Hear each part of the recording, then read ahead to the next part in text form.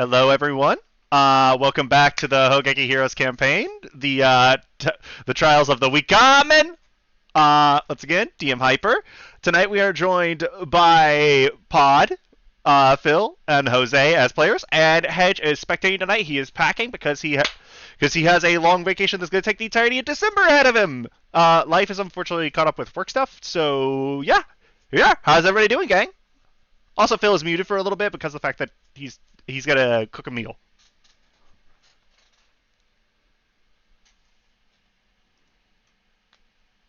Jose, Pod.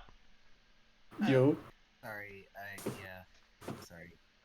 No, you're good. Hey, it's good. We're all here for D&D. This is awesome. I'm excited. We're in the Kingdom of the Elves. Which, let's do a little bit of a backstory pickup. So, last time y'all were here, y'all had a few conversations around. Let's start from the top. One with Finn, where he decided after the emergence of Smiles and the, how should I say this, side eye of a lot of the Watchers, because of the fact that now it has been revealed that Isaac, I'm sorry, not Finn, Isaac, Isaac used to be part of the Solitudes, and in particular worked with basically the country's most wanted individual, not named Nirvash, and Smiles. Argus then basically told everyone to lay off, and that it wasn't that it was because he was in a former Solitude that he was mad at Isaac. It was because of the fact that he didn't come clean with him about what happened overall while he was there, including the Silfstein incident, which resulted in several deaths. The incident wasn't Isaac's fault, but still, there's that implication because of association almost.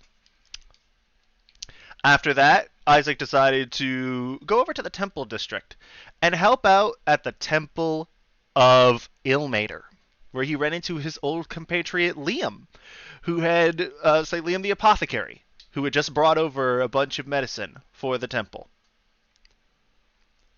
There, he decided, after talking a little bit with Liam, Isaac decided to help out, stay and spend his time there, and do whatever help he can. Maybe for some form of self-therapy, maybe for some form of self-atonement. Only Isaac knows. Next up is what happened with Amelie, as she had an uninvited guest into her head. Yeah. Sylvanas, basically saying, I'm tired of waiting, and I'm tired of us being at odds. Like me or not, you need my power. You need my menagerie to take down Nirvash. After that, let's just say speaking through gritted teeth conversation for Amelie. She was then taken over to the realm of Koseth, the realm of fire. And Koseth gave her advice in dealing with his brother. How Sylvanas is constantly suffering from a sort of inferiority complex because he feels like he should have been Al's favorite. But according to Koseth, Sylvanas never was. It was their older brother Asmodeus, or Asmodeus, depending on your pronunciation. The current Lord of the Nine Hells. But even after Asmodeus fell, Sylvanas always felt that he was still never the favorite, despite him feeling like he should be. And that it's easier just to let him think he's in charge, even if he's not. Between Koseth and Eryx, they did assuage a couple of Amelie's worries, at least to an extent, or at least give her more comfort in the unfortunate situation she'd soon have to put up with. Yeah. It's not as much of a, oh, everything's gonna be fine. It's like, we can help make it suck less.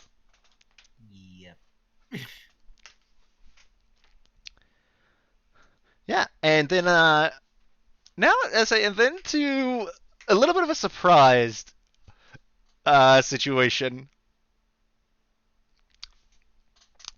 as after the encounter with Smiles, Argus pulled Josaku in for a one-on-one. He told Josaku that Smiles was right and that he couldn't be everywhere at once, and that he felt like something was missing. So together they grasped Godracer and were teleported to the fields of war. There, Josaku fought Kaimal in battle, one-on-one, and was doing fairly well, even with Kaimal holding back. I say holding back. Josaku was doing much better than he had any right doing having his warrior skill, his spirit, and his passion for the art of combat shine through. And at the end of the battle, when the dream realm subsided, Josaku was the one walking out with Godrazer as the champion of Tempest and the current scion of war. I think it was 4. What is it? I think you had 4 nat 20s over the course of the fight. Oh no, I'm sorry. That the last one that I was thinking of when I scrolled up, that was moored on Varus. My bad. Let me actually also do this on the thing. There we go. Fresh chat log. Awesome. So yeah. Again, Josaku is now the wielder of Godrazer. Much too early because someone couldn't keep their fucking mouth shut. I wonder who that was. I'm the fucking goat. Hey. I'm not that bad. I just do it on accident. Oh no, it wasn't you for once, Pod.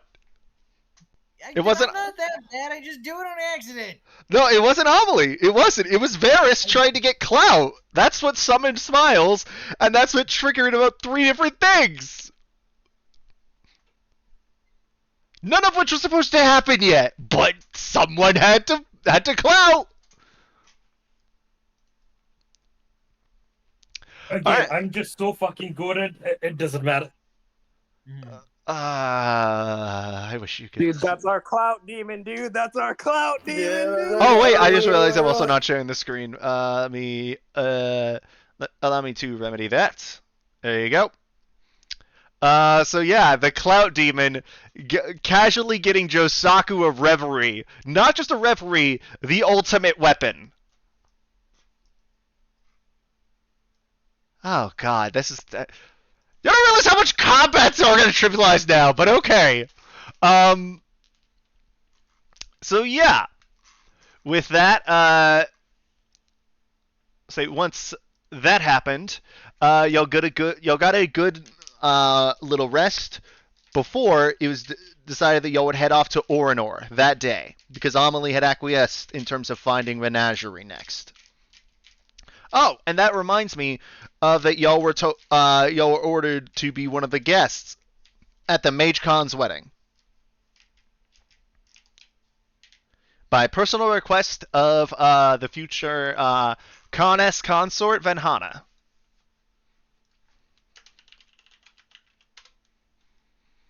So yeah.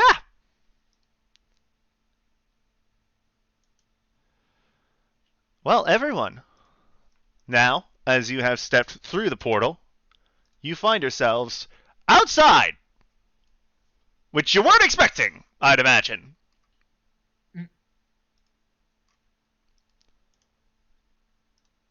And, yeah. Y'all are here in Orinor.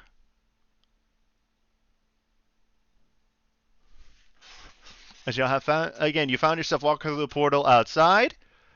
You look around, and there are a couple elves around. You notice that it's not just that, it's like everyone is elves, which, you know, you'd expect in the Elvish Kingdom, but, like, every other Adventurers Guild you've seen has had some sort of mix here. It's like 90% elves.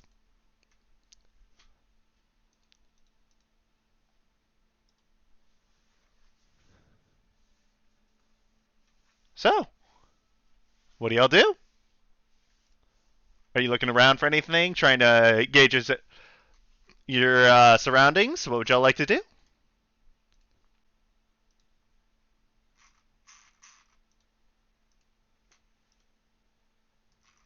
Is there any way I could roll for stealth here? Or is that Yeah, you are more than welcome to. Just want you to know that that was what I was wondering to see if you would ask that. Yeah, a lot of the elves that are around are looking dead at you. okay? Well, stealth roll. Stealth roll. 28. Yeah. You basically go behind Varys and like have made yourself. What's the term? What's the term? What's the term? You made yourself small.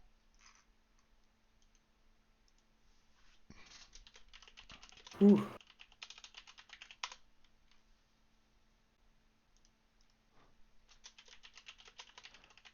But yeah, no, and then you notice some of the elves are like, where did he go? Like they are actively looking for you. But now their attention is turned a little bit elsewhere. Particularly to Varys's big ass. As they're like, did you know there was going to be a drow coming? No, I didn't. Where did that imp go, though? Whose idea was it to bring an imp into the middle of the city? And then you Maybe hear, there's leave it to Argus to actually not explain who he was sending. I'm assuming you're turning to look at the voice? Oh, Lordy. Might as well. She's already kind of not as thrilled for this experience as she was hoping for. Well, you turn, and you do see a taller, dark-haired high elf. Broad shoulder, say, sort of like, not broad shoulder, sort of like lean, a little bit lithe. He looks, what's the term? He looks very much like what you would imagine is your stereotype elf. Like, this guy is visually a walking stereotype. But you can tell it's like, you are in the Elven Kingdom, so yeah. That's Yeah, it. she's. Yeah. Uh, well, you must be the Wickermen. My name is Fentoris. I'm the branch leader here at the Wolves' Den of Orinor.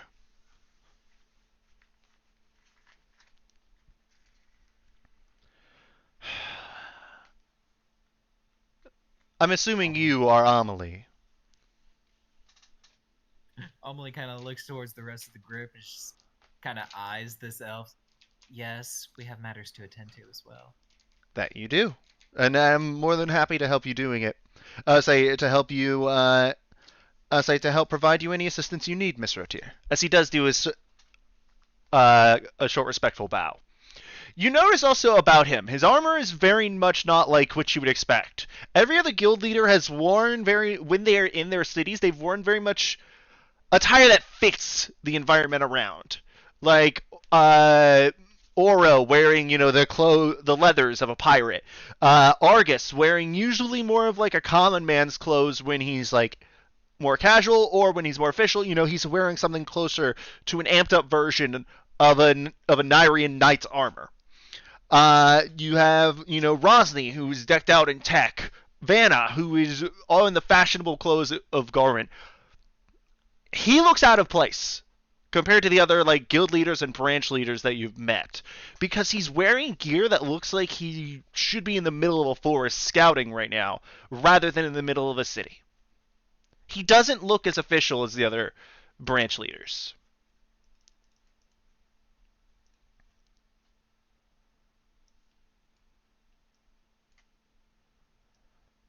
Well, is there anything I can do for you and your companions, Mr. Otier?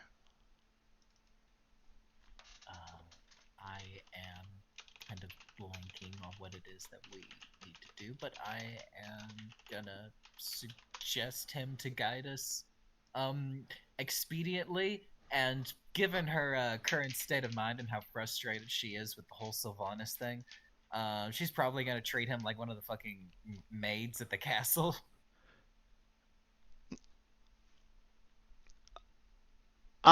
And yes, Unfortunately, I do. I will not be guiding you to my guildmaster.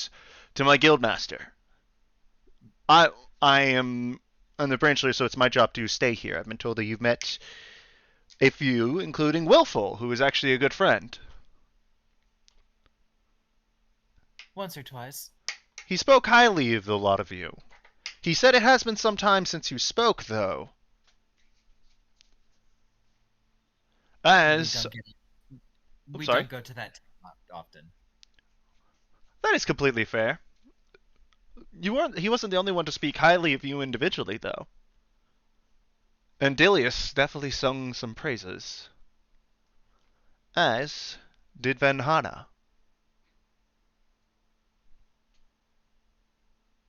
Her eyebrow cocks a little bit at the name, but she doesn't speak.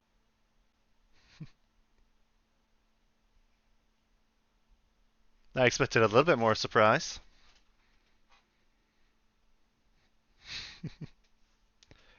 I'm I doing my know best our to keep I know our emotions accents are different, but Vanhana is actually my cousin.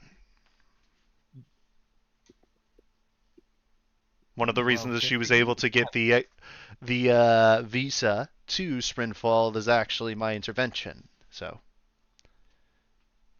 Well, good for you. You have some decent family. thank you. I'd like to think so. And you have decent friends. Well, you have decent taste in. I say you have a decent. I say you have a decent former caretaker who considers you a good friend now.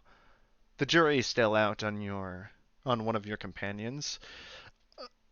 This is no offense to any of you. It's just that Ornor is not exactly the best city for an Imperial. Yes, may we find a place indoors? Once he gets out, no offense, Amelie is going to immediately cut him off and says, "Are you questioning who I bring with me to the city on my expedition?" Oh, absolutely not. However, I do question Argus Bane's choice not to inform me first. I would have made the area more sparse and less judging eyes. I know better than Well, to have someone who is of Imperial descent walk through with a more crowded guild area. As you can see, the Wolves' Den is not exactly, I would say, it's more of an opening. This is more of a plaza that we use as our base rather than a true guild hall. Amelie kind of straightens herself up, trying to make herself just an inch taller as she says, "Well, no time for the present. Might as well make things accommodating for him while he's here." I wish it was that simple. Uh, well, unfortunately, this means that there will probably be someone say that I do have to send off a message. Simply put, the Imperials and the Illyri do not have a great historical relationship. And Mr. Ito, I assure you I mean no personal offense to anything that I say. Simply that there is bad blood among our people, and not everyone is as understanding as I am. Yes, I am aware of the history. By the way, I forgot to mention I can't do the accent, but he sounds Belgian. I cannot do the accent, but like all these elves that you're hearing, almost all of them sound Belgian. So the way that, and Josaka, you would know this, and Amelie, you would know this. The way that accents work in Ylair, I say in Ylair, is that Northern basically have what we consider a Canadian accent. Southern have a more French style accent, and Western into the islands has more of a Belgian accent. Hi, Phil. I'm assuming you joined in on your PC.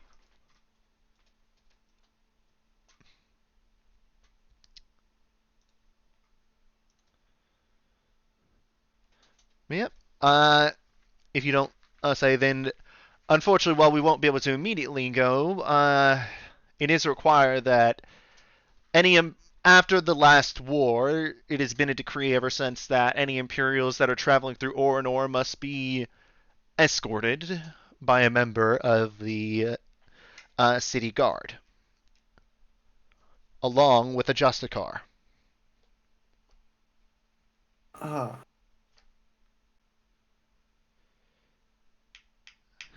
If you are lucky,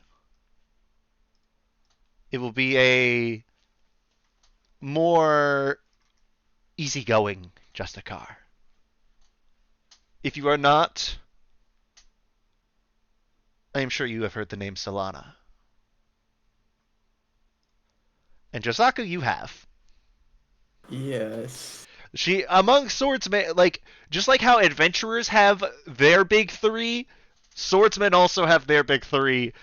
And you know, as long with Argus as one of them, and then the Platinum Sterling, Lahu as one of them. The other one is Solana. But whereas Argus is known for wielding like two swords at once, and Godrazor, uh, Lahu is known for his like single long sword. Solana is known for being the deadliest woman in the world with a rapier. Some people actually do call her the world's deadliest woman.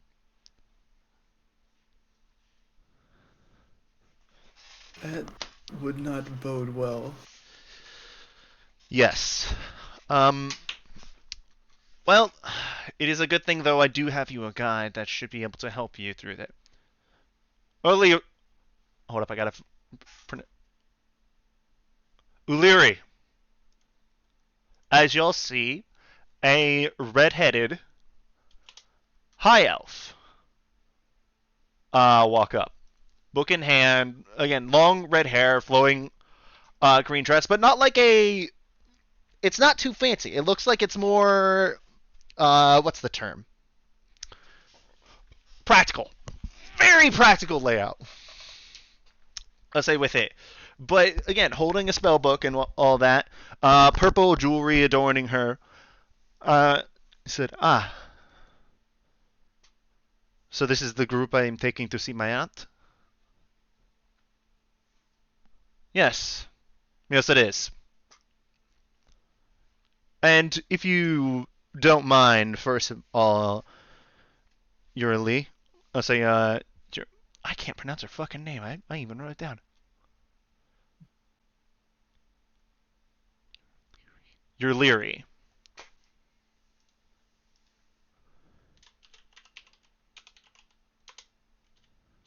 You're Leary, and also, the other guy's name is, let me make sure I had it pulled up right.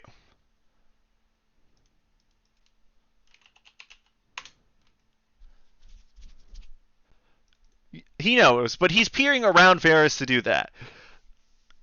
And he does look up at Varys, and he also does say, "Oh, and Mr. Rivers, I apologize if there are any sideways glances. Some of the more, what's the term? Faithful in the Great Corellan aren't exactly fond of people of drow descent. I have told them to be on their best behavior and to make sure that they say nothing that would be disrespectful. For you are our colleague, just like Mr. Ito is. However, I just wanted to tell you because you may get a sideways glance or two. I'm sure you've already seen one or two, and I want you to know that it's not all like that. But old habits do die hard, especially for a people as old as ours.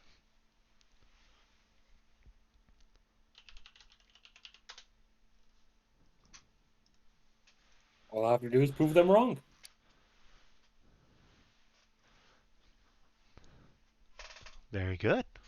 Good mindset to have.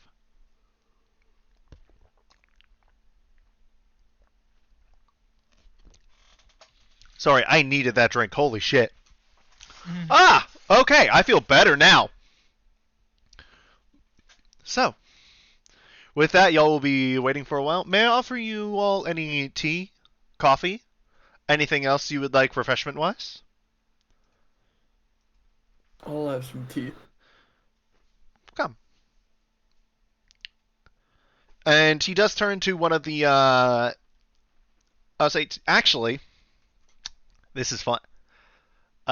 This is funny. He does turn to a wolf that y'all just noticed popped out from behind a pillar.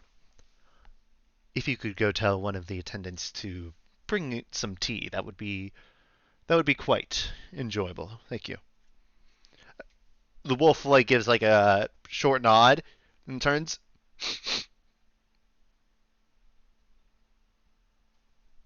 Go.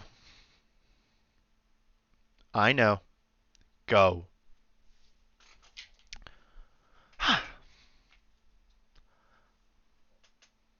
Come, let's sit. It may take the Justicars a minute to get here, and it would depend on what it is, say, on who they send, as opposed to how long it takes. In the meantime, is there any other questions, anything else you all would like to know about Oranor or the country? Say, for your stay?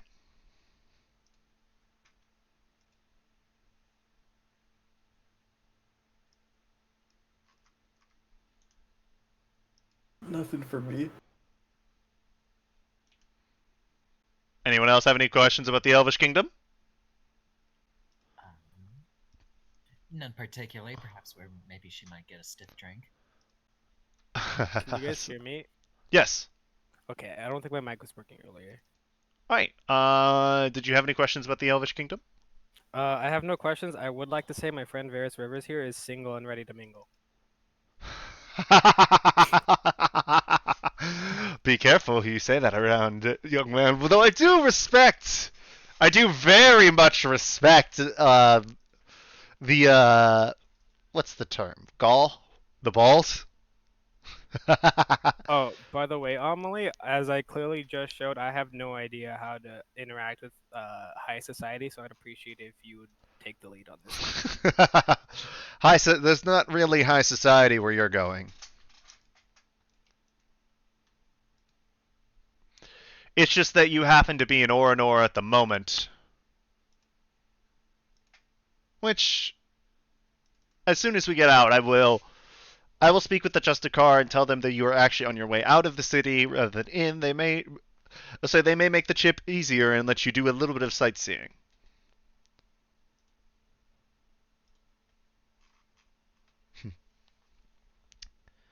Well, with that, there is a attendant, an elvish woman, younger. Looks like she's about the elvish equivalent of a teenager. Does walk up and does have the drinks. So yeah, anybody's passive perception really high? Amelie? Let me double check my character sheet. Other than Amelie, because I know Amelie says, oh, 16 years is high enough. Ooh. Yeah, no. Bombastic side eye. Oh no. Offensive criminal side eye. I'm still behind Varys, though. Not at this point. Y'all are seated. Ah. Yeah, sorry, friend. But yeah, with that, yeah, no, this girl is giving you the side eye. You can tell that she, very much is, is not used to seeing Imperials. Excuse me, miss? Yes. How many people have you saved in your life? What's your passive? My passive, which? Perception. Oh, I wouldn't be able to see that, huh? Never mind. No. Again, her long greenish hair is keeping it covered, so that's why I was saying only Amelie and Josaka would really be able to notice it. Okay. I give a really awkward smile and get up and bow and then seat again. As you can see, like the girl goes to open her mouth, but Ventura says, "Word of advice, Mr. Ito. The less you speak to the local populace, the better it will probably be." And again, this is by no means a personal offense. My people's history, again, our people's history is bad, and you can understand the bad blood. However, Orinor in particular has suffered greatly over its history. So, some of the elders among our populace make sure to remind all of us of that feud between Imperial and Elf. So, as he doesn't go away. Yeah, yeah. Again, I told you it was gonna be bad. Now, let us just drink and be calm then. However, if there is anything, I know. Oh, one thing that may help. Can someone bring me the parchment for the, say, for the store for the day?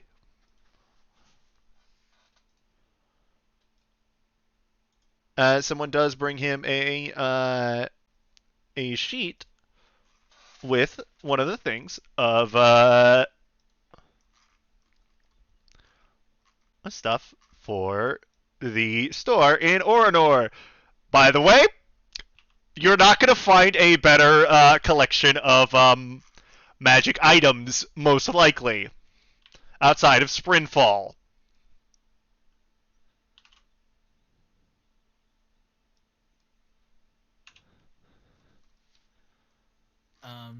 All right, let's see what you get in the shop.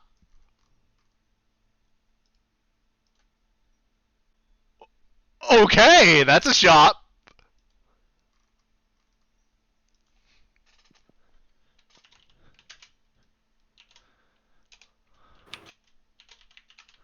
Let me do this, and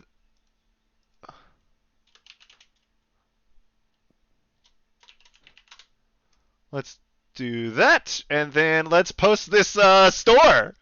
That is a magic shop.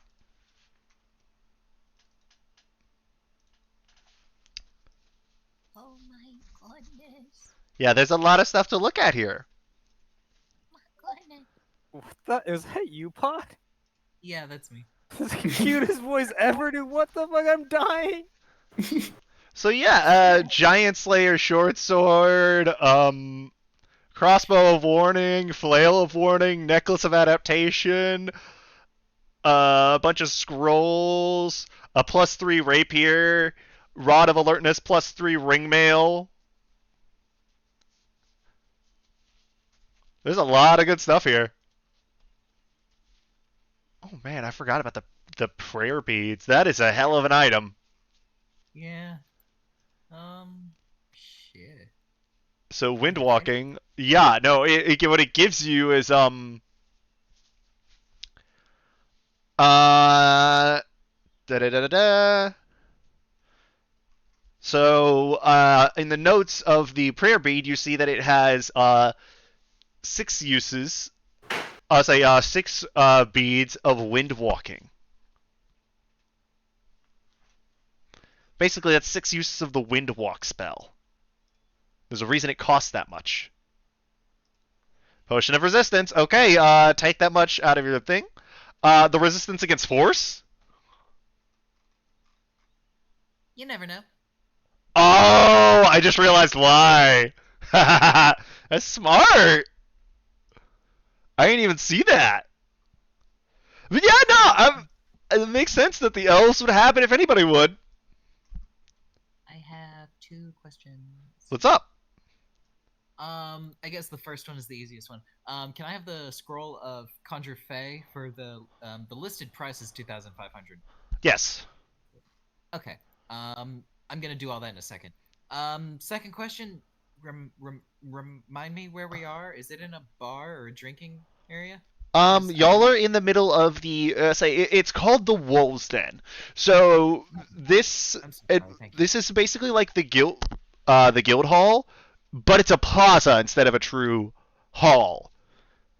Again, it's designed to be you being from Sprintfall, especially being of Sprintfall High Society, you would know that a lot of the Elvish guilds are predominantly either rangers or druids. That's their like main source of people. But you also know that the buildings they would have to build for these guilds are too big, and oftentimes they are sending off so many elves on sort of like mini pilgrimage, small missions here and there. So usually members of the wolves don't stay in one place for long, so they decided not to build actual buildings to stay in. Instead, they usually just like to stay under the stars. But then again, it's the elves, so they have people to keep it to where it doesn't storm on Ornor. If there is a sort of like rainfall or something, it's going to be during the day when no one really needs to sleep, and it's going to be light enough that no one's stuff is going to get ruined if they are part of like the wolves. Because again, everyone around, I'll say like the highest members of it are like the druids. Again, people who've been taught directly by Leofiel, or rangers like Ventoris, who like have that attunement with nature. And yeah, jeez, I also am surprised y'all did not see the most valuable item there for y'all. But okay, if anyone else wants anything else from the What, shop, I actually was going to also ask if I could buy the Ring of Resistance to Force. that's what I was thinking of.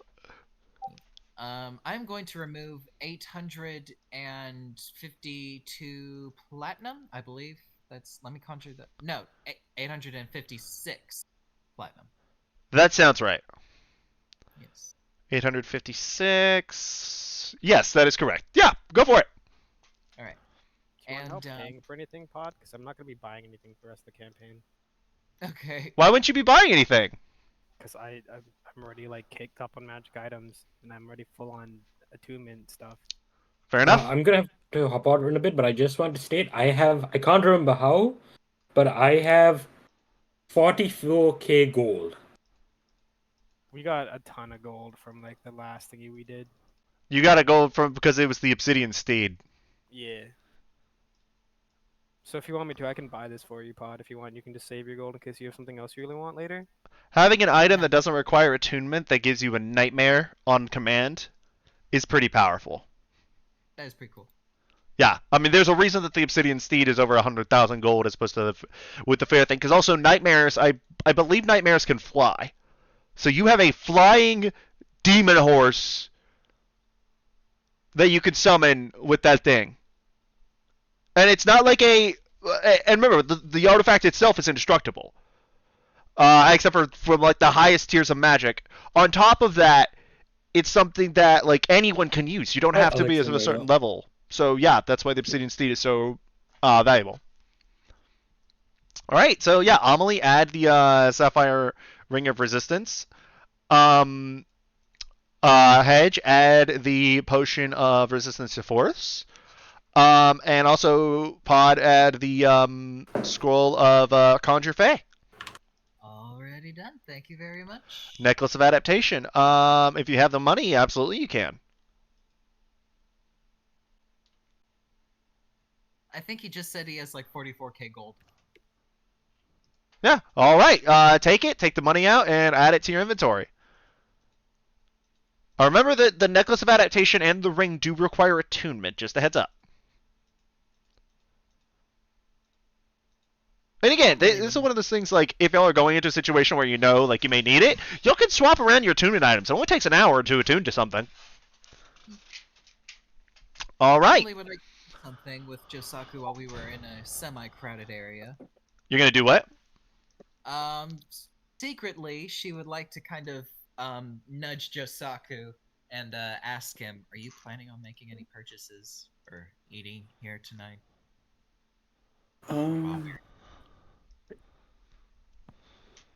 Nothing really catches the eye.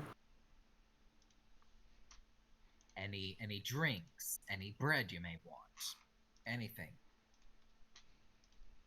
Perhaps some tea for the night. Oh, well, remember right now, despite it being night when y'all left, it's like 8 a.m. where you are. Right. In either case, Amelie just kind of nods. She would like to slip some money, specifically 600 gold, into Josaku's pocket. Whether or not he notices isn't really important to her, but she is going to take 600 gold and give it to Josaku. Okay, roll me a sleight of hand. Yeah. And this will be against Well. Josaku's passive. So, Josaku, you do notice this.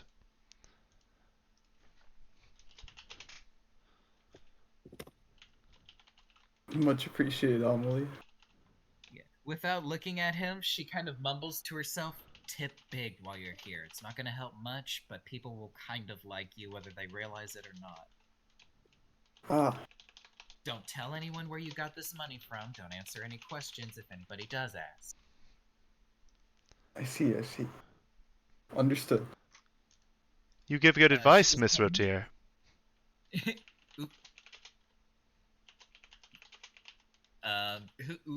Amelie looks around like, who said this?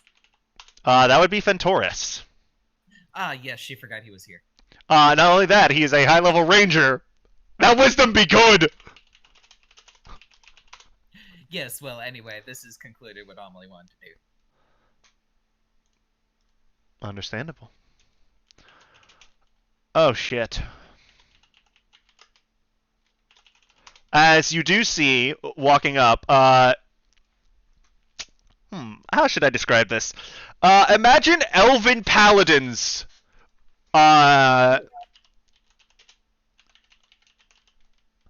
Imagine like a straight up heavily armored high elf, gleaming gold and silver armor, various things with green tassels going down the side, on one side and blue on the other. Led at the front by a woman with stark blue hair. Very bright, very flourishing. She has two rapiers at her side. She doesn't wear heavy armor. Instead, she wears what appears to be lighter, like studded leather armor. And you also see, you could tell from the way that she's walking, she looks pissed. Stealth roll? Go for it. Cause yeah, you would know it as you would easily just by visuals, Josaku. Because again, every Imperial knows of this woman just because of how ridiculously dangerous she is. Okay, 23. 23. Okay. As she walks up and she says, Fentoris, I can see that you have an Imperial in our midst. Yes, I can see you. Sorry, man, you didn't hit her passive. I'm sorry. What if I was lucky? You can try. With the +9, you can actually hit her passive. Okay. You did not. Again? You really gonna use 2 luckies on this? Bro, it's the middle of the day! Yeah, well, I might even use a third, actually. Okay, Really does not want to be seen. 21. Fails. Last one? No! 21. Fails! By the way, you would have needed a 26. Oh. Can he roll at advantage if Amelie helps? I will say no on this one because of the fact that she is very determined on this, so there's not much you can do to help in this situation with a stealth roll. It's a tablecloth over him or something. I would probably actually give disadvantage. Yes, so she pops up and says, Fentoris, can you tell me why you did not tell any of the Justicars that there would be an Imperial here in Orinor today? Well, it is lovely to see you two as always, Solana. I was unaware. Argus Bane neglected to do that, as he tends to do. that he tends to leave out information when it is inconvenient, when it is convenient for him to. Because he probably knew I would have seen to this myself. As now she's not only like looking at you, Josaku, she's looking at you confused. Well, okay, so she's a war veteran, Phil. She's been through a lot of shit. Yeah, she's racist. Not gonna lie, straight up she is. But there's that. Um, what is that? What are you talking? No one was talking to you there, Fentoris. As she walks past him and looks straight up into your eyes, this woman is shorter than you. But right now, you could just feel that pressure of just, you know, that kind of thing, like that energy when someone walks into the room and when they laser down on somebody, it's almost as if almost as to exert any sort of intimidation thing. Like a pass, not like actively trying to intimidate you, but just more so like there's just that singular focus on you. You know that, Jose? Yeah. Do I have room to bow? Say what? Do I have room to bow? Or is she like right in front of me? She has walked up to like, as you see her walk forward, you can. I do, I bow.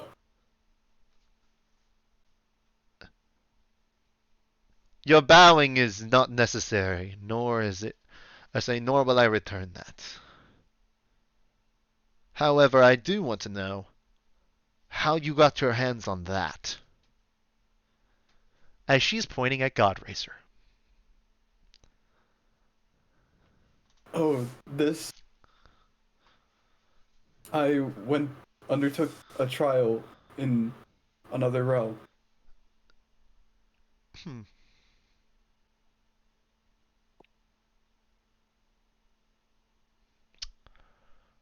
Well then.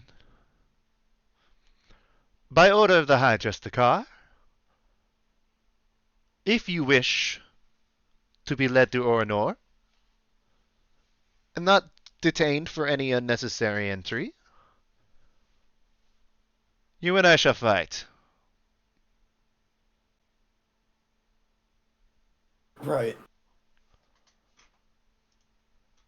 Now, Solana, this is clearly a thing. As now, when he starts to walk forward, you see that now there is a rapier, like, pointing at him like that. That, we'll say most of y'all barely saw her move there, say, with it. Say, no one asked you, Fentoris.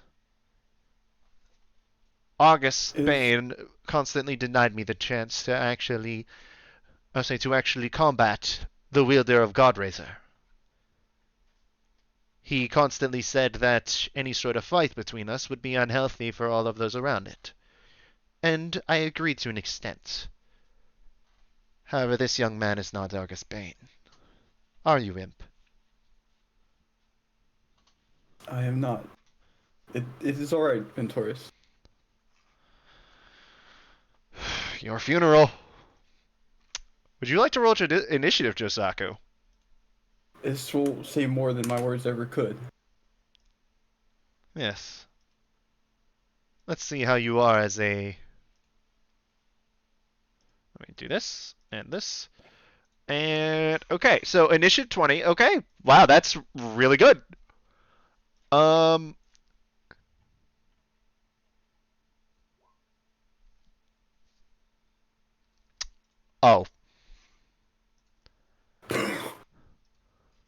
Well. As you see her pull out two, very long, say long ornate rapiers.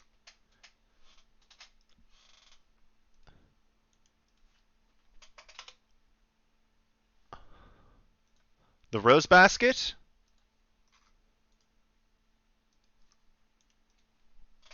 And Festerwood's light.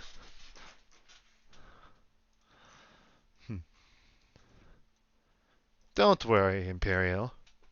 I won't hurt you. Much. As she does go in to attack you, let's see. I'm just going to use straight up D&D Beyond for this one. 20. I'm taking it defensive duelist. Yeah. All right. She is going to attack this time with Festerwood's Light. Oh, fuck. My luckies are going. Yeah.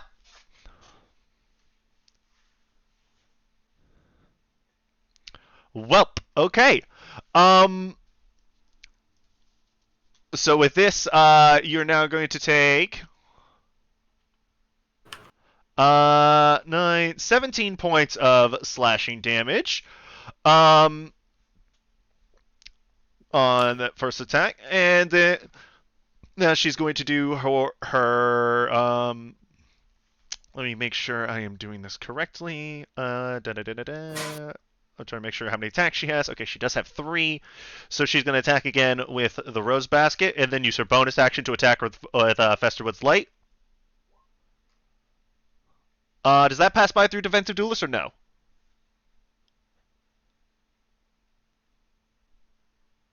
Josaku? Yes. It does. Okay. But also I used it, right? Am I able to use it twice? Oh, I thought you lasted for the whole turn like shield. My bad, I forgot. Wait, does it? I don't remember. That's why I was asking. It's just for the attack, yeah. Okay, so with this one, that is another 24 damage. With that. And it is your turn. Alright, okay, well, bonus action. Oh, wait, no, I'm sorry. I lied. I forgot. She actually gets one more attack. I apologize. You're fucking kidding me.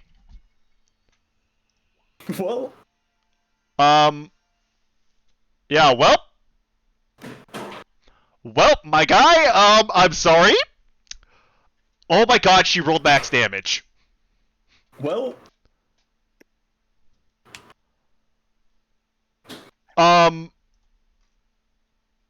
Yeah. It's not a good day. It is not. So that is, so she rolled an 8 on the dice, 15, that's 23 extra damage with that one attack.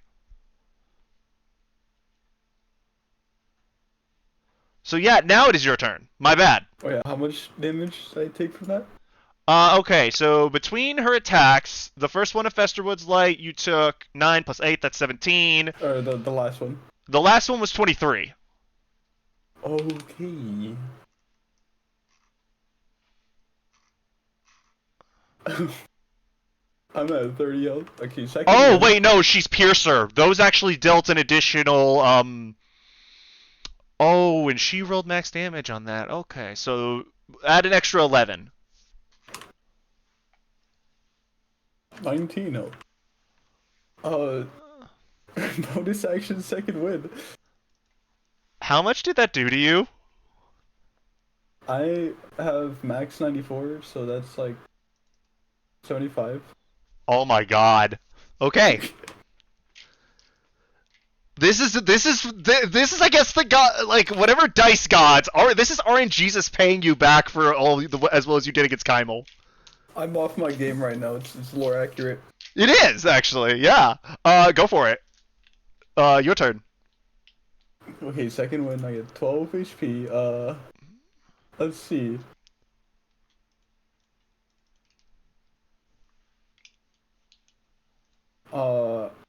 Action surge. I'm gonna roll 4 attacks. 4 attacks. Okay. Well, you're gonna do the attacks and not I can't fight spirit. No, not fighting spirit. God's Gale. Yeah, I'm holding off intentionally on that. Okay. Then yeah. Miss 19 misses. 13 misses. Gosh. Oh no. 28 hits. Okay. 19 misses. So one of those hit. Roll your damage.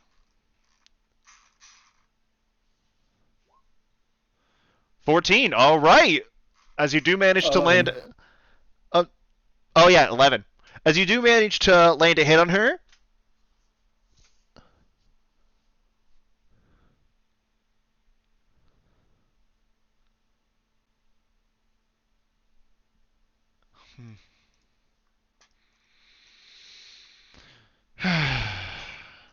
Is that your best?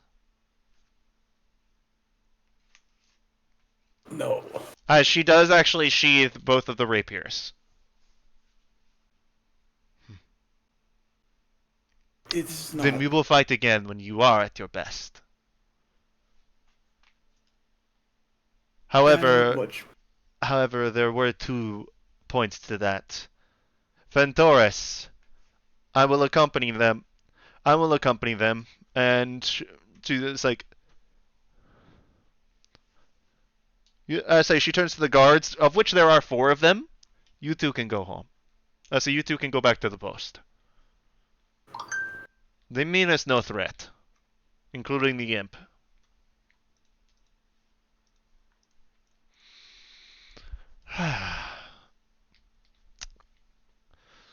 As you see Fentoris let out like this big sigh. Did you think I was going to kill him, Ventoris? No. I simply wanted the chance to clash blades with Godrazor at least once. But there is no honor, no point to it if the wielder of Godrazor is not at his best, as the humans say. Amelie is going to push her chair back and stand up. You challenge people impromptu and not expect them to be at their best. She spits at the ground, right at this character's feet. She says, "You challenge any of my defenders again, you're challenging me as well. You want to clash blades that badly? Fine.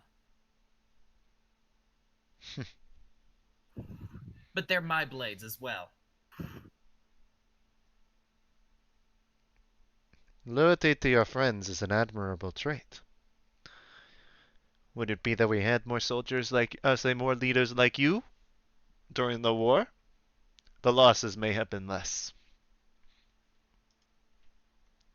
I will not challenge him again. Simply put, my opinions on his heritage and his people aside, I simply wanted to challenge the wielder of Godrazor because it is something that Argus Bane has denied me for nigh on 15 years. It has become quite annoying the fact that he never gave me the opportunity. And I would have liked to have I would have liked to have done it were it Argus Bane. Yes. Heritage aside. And as she sits back down, she kind of looks at her nails. Yet you call him imp at every turn. A little short. It is short for Imperial. There are other things I could be calling him that would be much more offensive. It is a common nickname. Miss Rotier.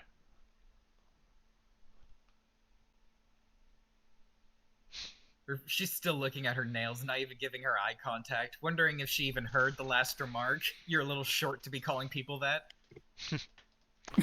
It was not. I'll say with that short.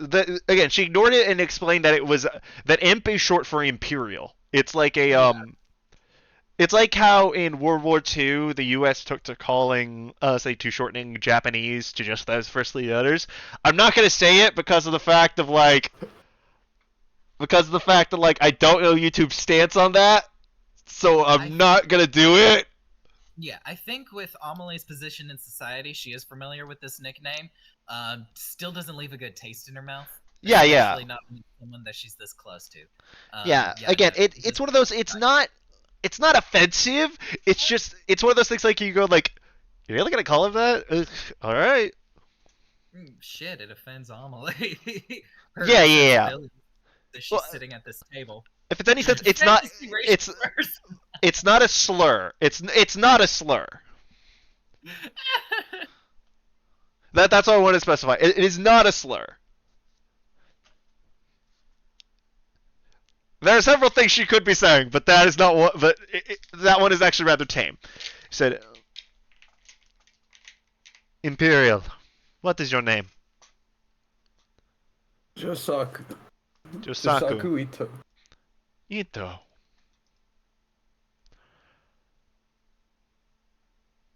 Hmm. Normally, I do not remember, say, commit the names of Imperials in or nor to memory. Yours I will. That's If not quite as like honorable as you're making it sound. Stop focusing on his race. That's really weird. Amelie isn't even gonna say anything else at this point. She's too angry.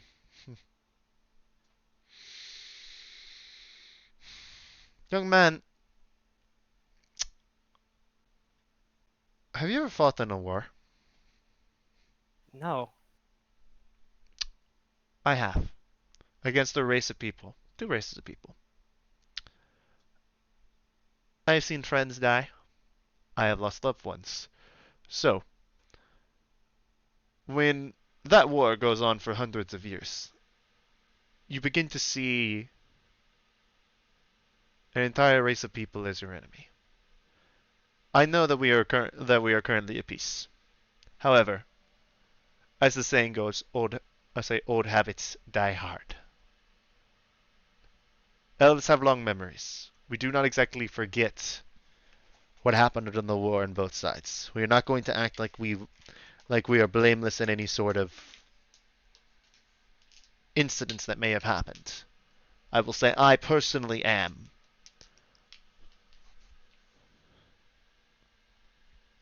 However,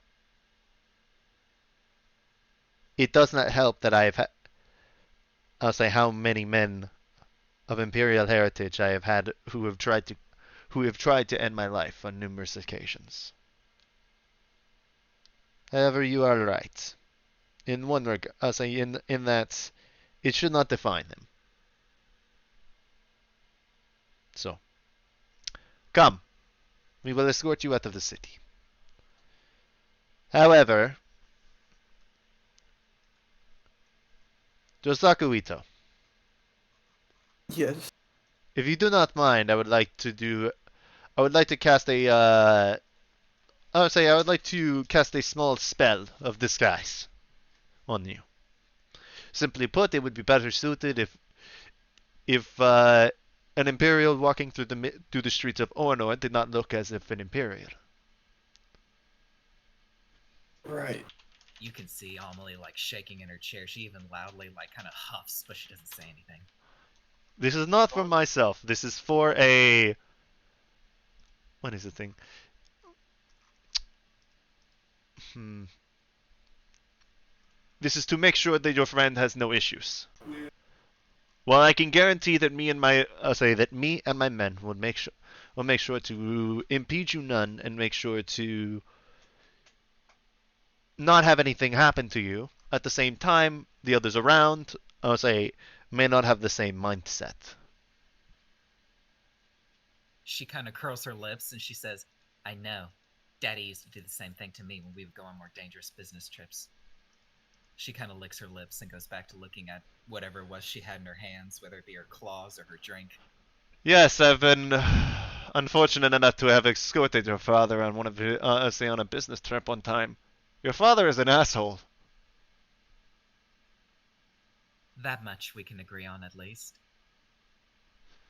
It would be hard not to agree on it. However, you, human, Nyrian, Yep. what is your name? Isaac Beecher. Isaac Beecher. You're brave. I can admire that. Yeah, I stopped fearing death a while ago. I keep seeing it every day. And that I can empathize with. But, Miss Rotier, as I was told that this mission is to escort you and your companions, then I will say this to you. Apologies for any insults or offenses that I may have done, and do not let it uh, reflect negatively upon the honor of the noble Justicars of Oranor. Simply put, it was the surprise of it all that caught me at a little bit of a frustrated point on top of the surprise. Amelie just kind of lifts her head up. She looks at her and says, "Just make sure this doesn't happen again with any of my vassals. Thank you. Forgive me, but you've put me in quite a sour mood. Your apology is accepted. You're lucky to be hearing that much." And I appreciate your your acceptance of it. I was dealing with a rather unsavory emissary. Someone I would rather have be dealing with you with than. The Tiani are not exactly very personable when it comes to foreign affairs.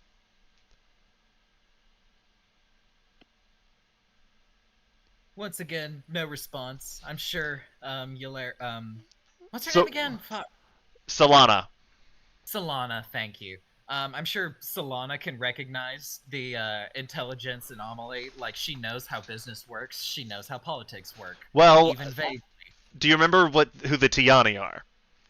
Yes, they are, aren't they the Yuanti people, or the Yes, serpents? they're the Yonti people, and she's saying a Yonti diplomat who's here. And yeah, remember, there's really bad blood between the Sprinfali tieflings and the Tiani Yonti. Oh, how could she forget?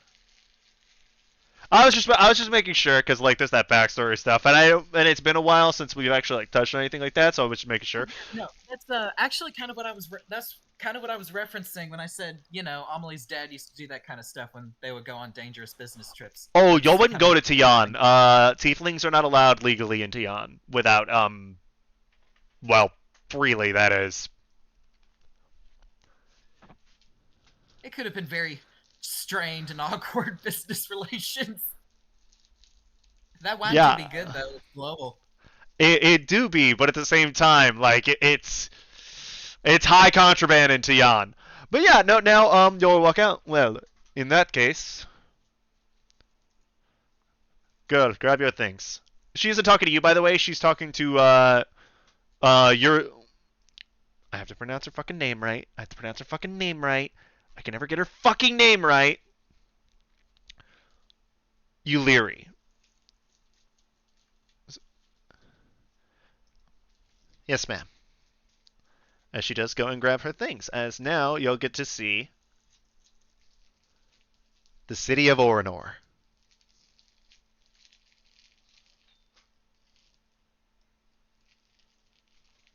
Shit, player to DM, would simplifying the way her name is spelled at all help you with pronouncing it?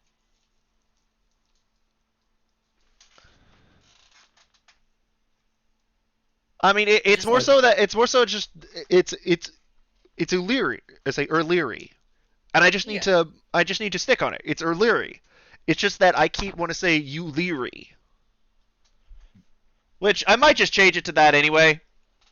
that's fair. Sometimes I do that. Yeah, Uliri. There you go. Uliri is a lot easier to say because I don't have to actually worry about that first R.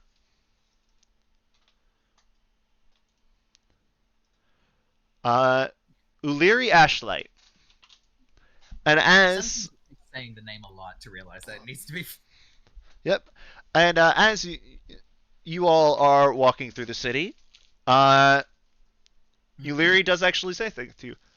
Well, it is good to make you on your acquaintance. Oh, by the way, before y'all leave, Ventura says, "Good luck," and just a heads up, don't piss off Leofiel, please.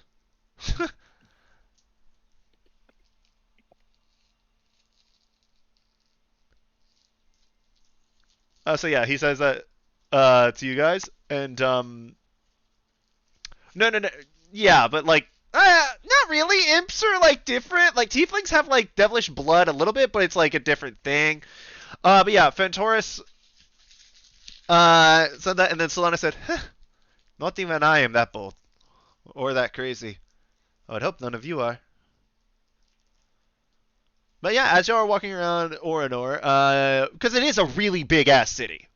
If y'all want more views of it, here is another view of it.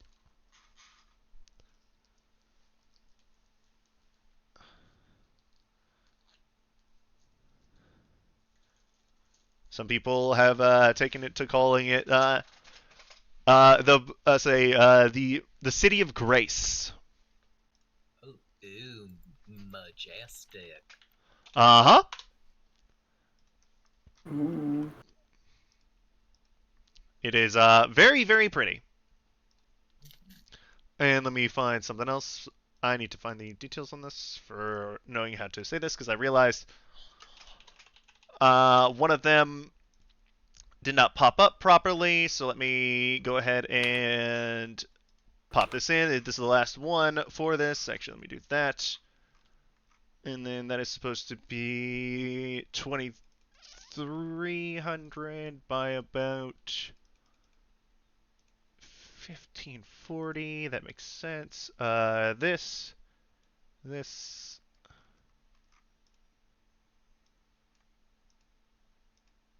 and then layer, map layer, then turn off the grid. And here are some of the streets of Orinor. Like some like even like the small like just side streets like what y'all can see off to the side. But for the majority of it, this is what you're saying. Again, the city of Grace. Well, it is good to meet you all. Again, as Fentoris said, my name is Uliri. I am a little bit surprised he told me to accompany you, though. My aunt and I don't exactly get along that well, so it's a little bit surprised that he sent me to work with her.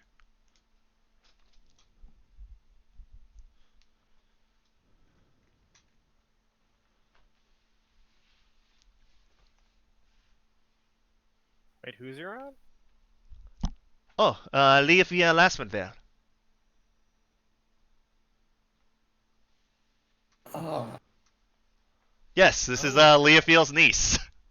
Oh my goodness! At the mention of Leofil, Amelie's eyes kind of widen. She again, she's doing her best to stay quiet, but my goodness, she perks up. Yes, my aunt. That is my aunt. Yes, yes, the world's most powerful druid.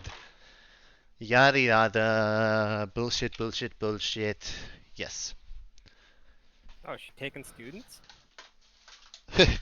Trust me, you do Amelie not. just looks over at Finn, or Isaac is like, I say, Dude, wisdom of 8, baby! trust me, you are not the kind of student she would accept.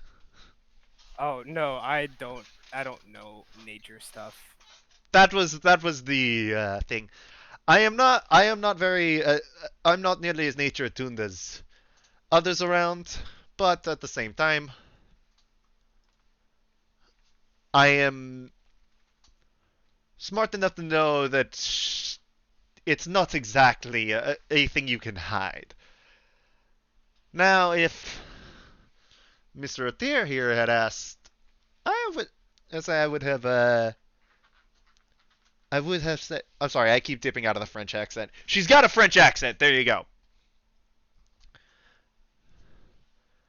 I would have I would have warned her against it, though. Still,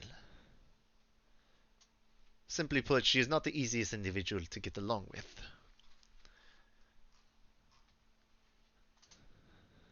Amelie's smile has not reduced in any capacity. Yes.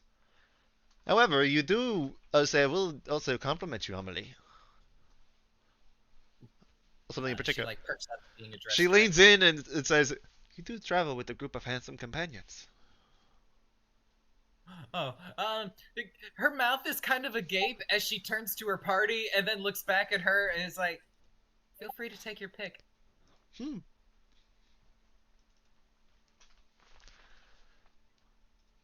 I might. We shall see.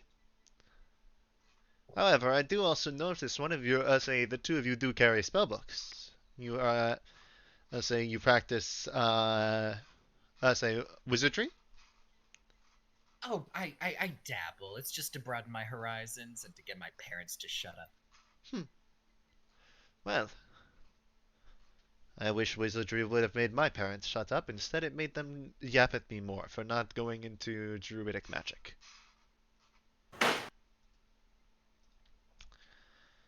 Yes. Well, speaking of your family, how likely is Leofeld to receive students at all? Very unlikely. Hmm. Hmm.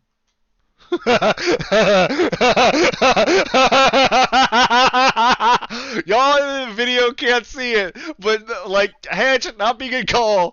Say Phil just typed in Varys is so in, Varys is so in. Hedge like, hold up, and I am I in with who, bro? She's super cute. With who? Hell yeah! And then he pointed out Yaliri.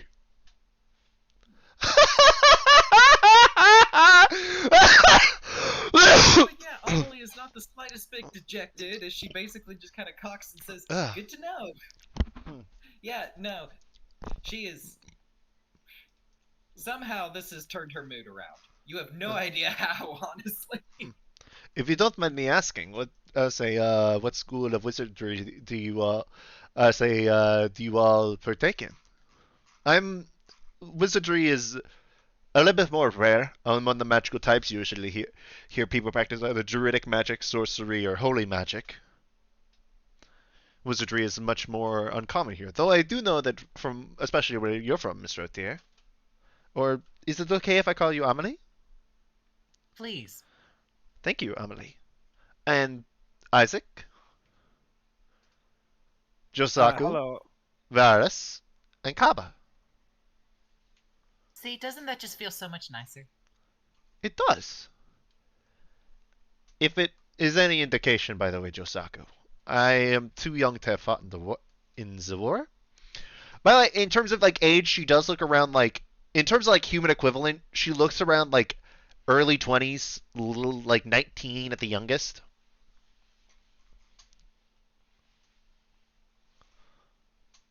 Yes. At the I say I am mention. too young to have fought in the war, so as a result, you will not find any sort of negative thing from me. I am more of the idea that the Imperials and the Elves must be at peace with one another. So back to your wizardry. What do you practice? Given your affinity and say given your seeming affinity for a flame thing, I'm going to assume evocationist for you, Amelie.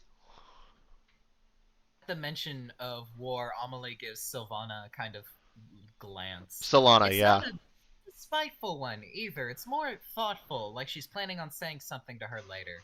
But she turns her attention back to you, Larry, and says, "Yes, well, I've been brushing on my evocation studies, trying to channel my pyromancy a little better, so on and so forth. Call me predictable, if you will." No, I think it's rather intelligent. One must amplify what they are good at. Take dear Solana for example.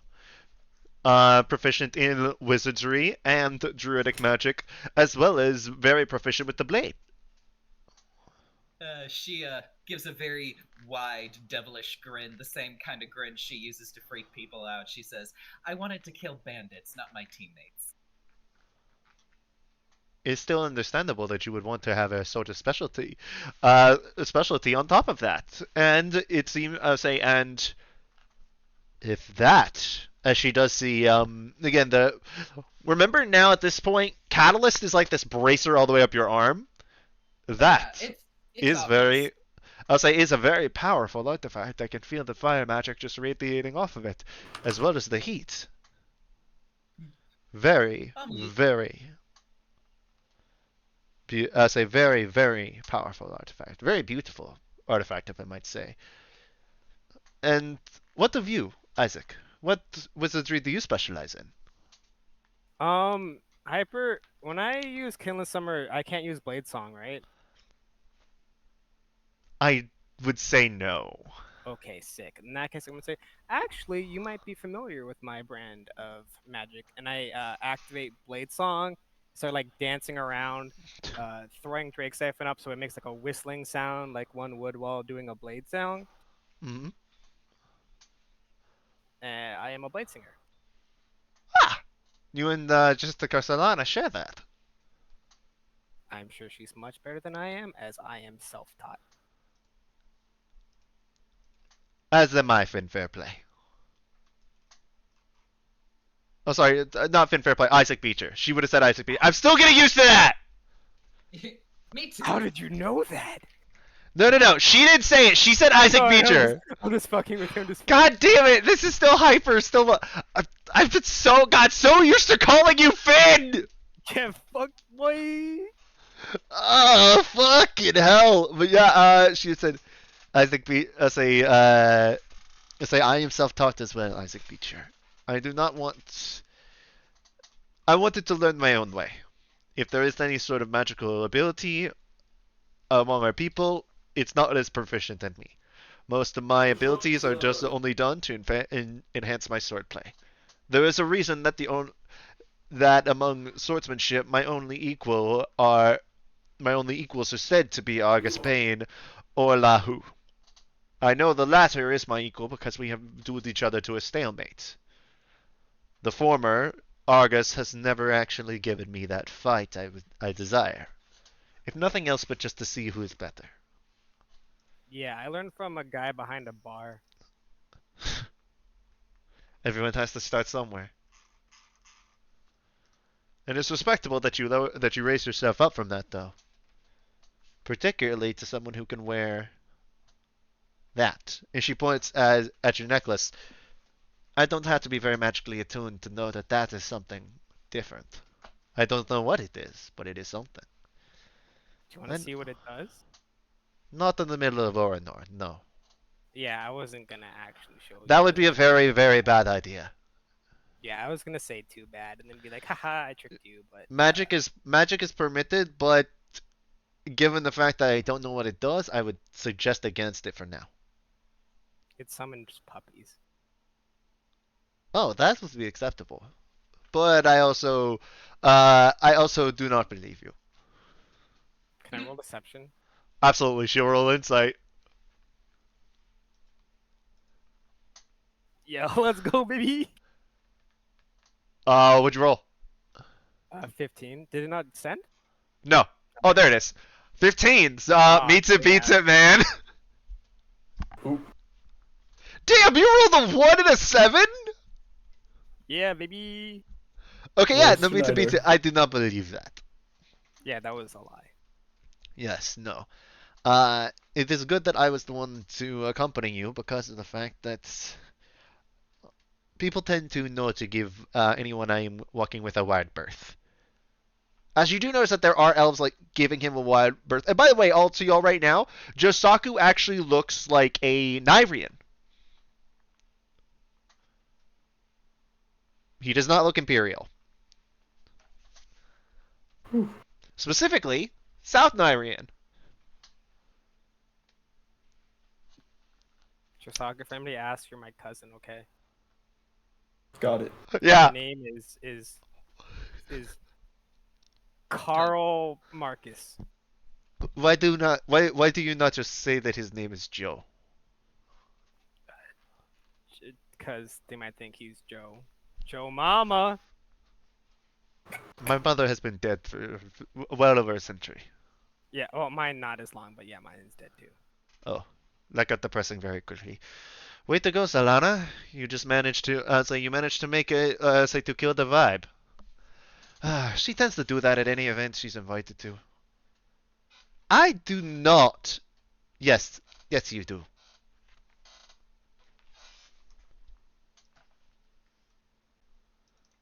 So, you all seem like you had a good bit of fun. Even though we can't have any sort of good fun on the way down, I will take you to see. Say I have not been told of any sort of immediacy to get to. To get up to the tree that touches the sky. So as a result, why not have some fun along the way?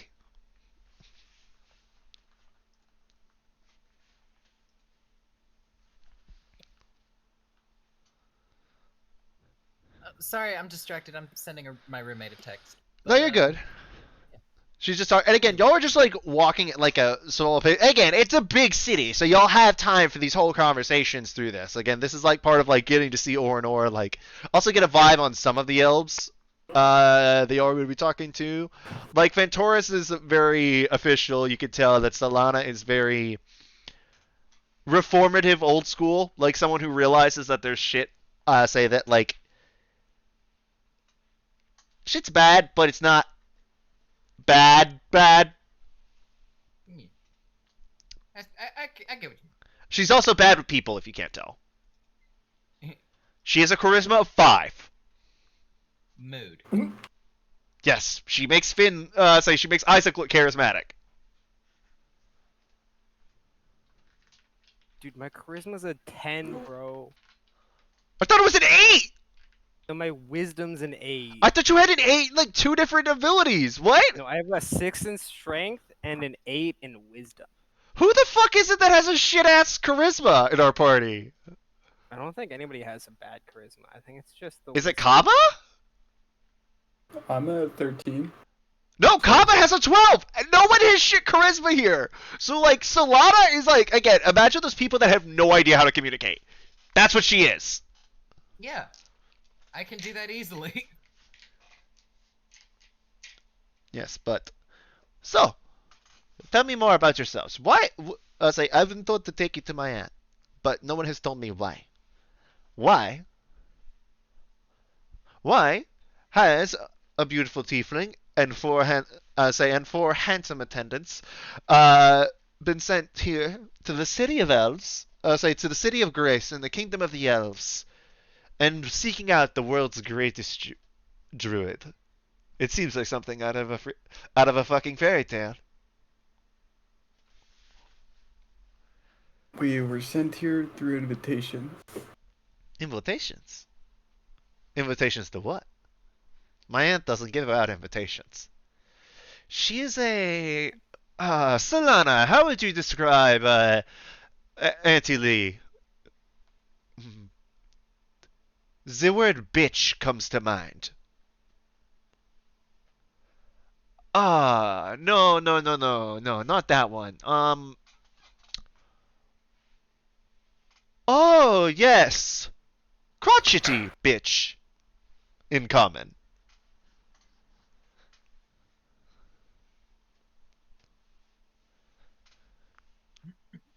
Let let us just say that Solana here is the leader of the Justicar.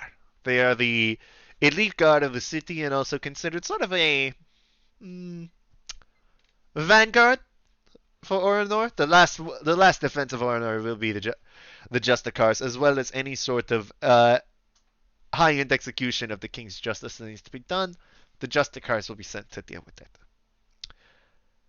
So, as a result, she has had to meet my aunt almost as much as I have. And apologies for ignoring you there, Lysa. No, Nat, what did I name the dude? Oh, Natar. Apologies for for ignoring you. It's just there are interesting people here. Oh, that. Ouch there, Yurley. There's a little bit of an insult there, eh?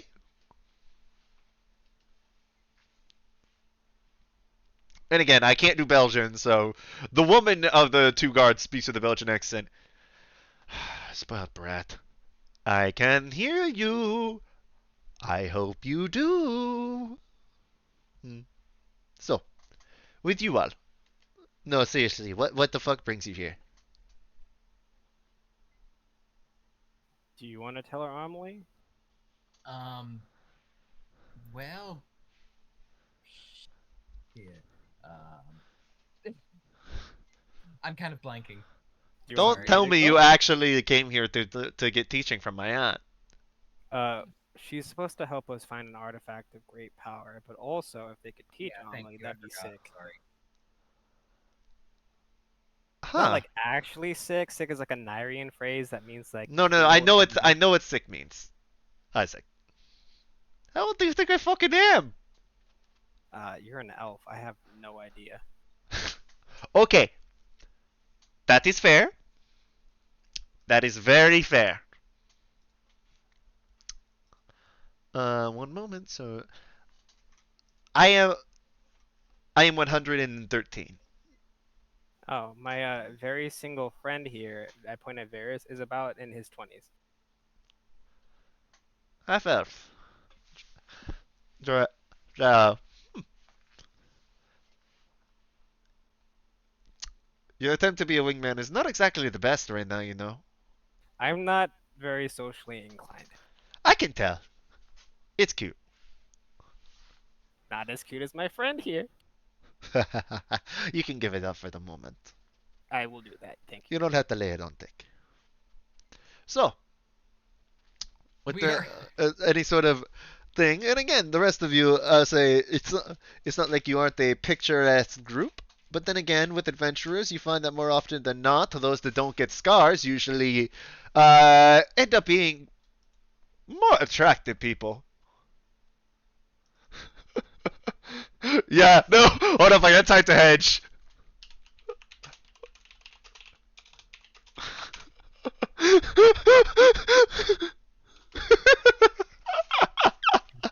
Because remember, Varys can't help right now.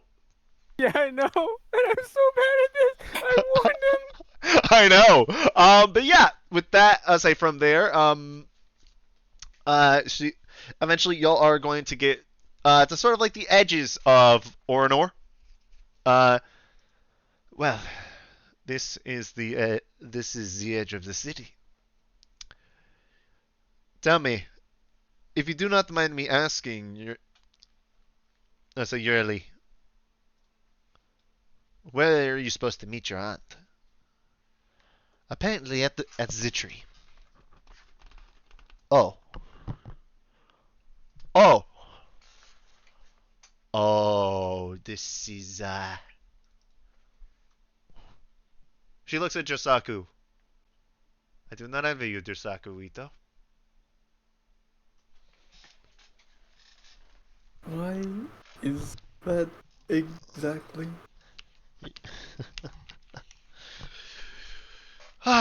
You know how they say don't walk into the wolves' den? So basically saying that don't go say don't walk into the house of something that wants to eat you. You're not just heading into the wolves' den, you're heading into their house. And you're going to be I asking to stay there for a while. By the way, the woman you are going to meet killed your last empress by herself. She Amelie just also kind of looks over at you, Larry. Is like, mouth agape. Is like, wow. And I thought Isaac was tactless. No, I am warning him, Amelie. I am saying that the reception he received here may be considered warm compared to what he gets in the north. When the islands were part of the empire, attacks were made particularly in the northern provinces. I'll say in the northern regions of Ylair. And Liafiel, in particular, has no love lost between it. Whenever there are meetings between nations, she is usually kept back by the king. Then again, he knows better than to piss her off too. She did kill his father too.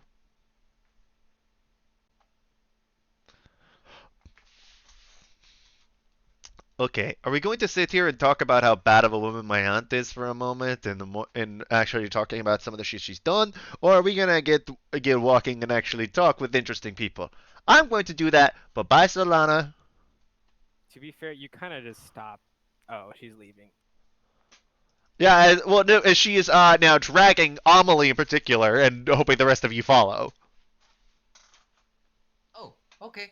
Amelie just kind of is very surprised to be grabbed, I suppose. Yep. Come on, Yeah. let let's get walking. It's a long road. Let me pull up the map. That way you can see about how far away it is. So, for reference, gang, Orinor, if you're looking at the map, is down here. All right. The tree to which y'all are heading is over here. So that is about. Let me see if I can pull out a ruler and figure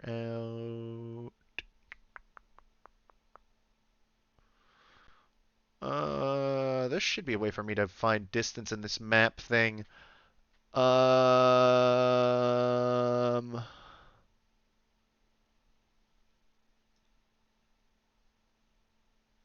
Okay, linear measure ruler. Let's see. Ah, damn it.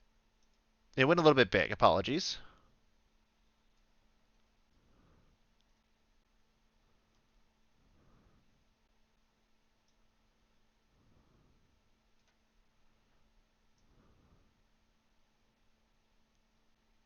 Okay, let's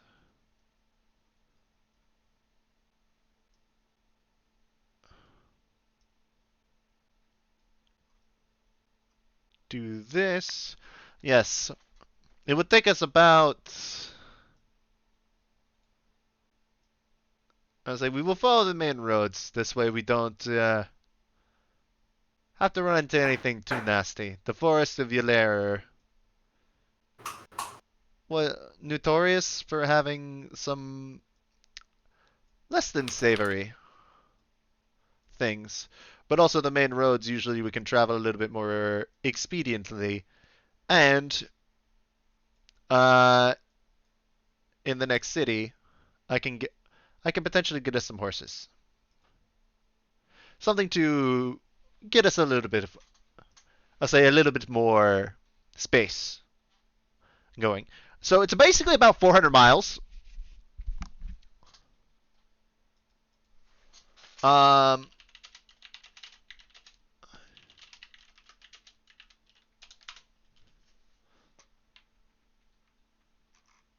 so usually what you can walk in a day is about 25 miles. Um, by most. Da, da, da.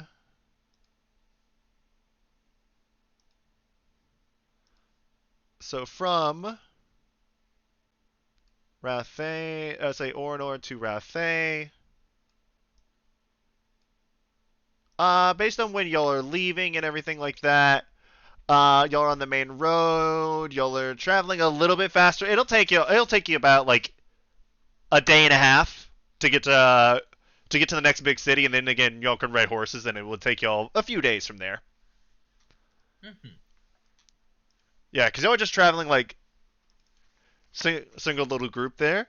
Is there anything you would like to talk to your Leary about on the road? I do have to use the restroom. Go for it. So thank Take go. you. Why don't you go do that for a minute? Everybody, if you need to take a bio break, go do it now.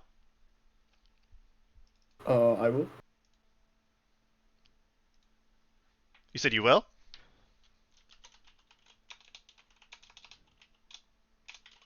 So I guess it's just you and me for the moment, Phil. I'm putting food away, but I'm listening. Okay. But yeah, it's more so like, is there anything? I was saying like, is there anything that you wanted to ask to Yurli? No, because I don't want to ruin anything. Okay. In that case, shoot us you. So, Isaac, Hello?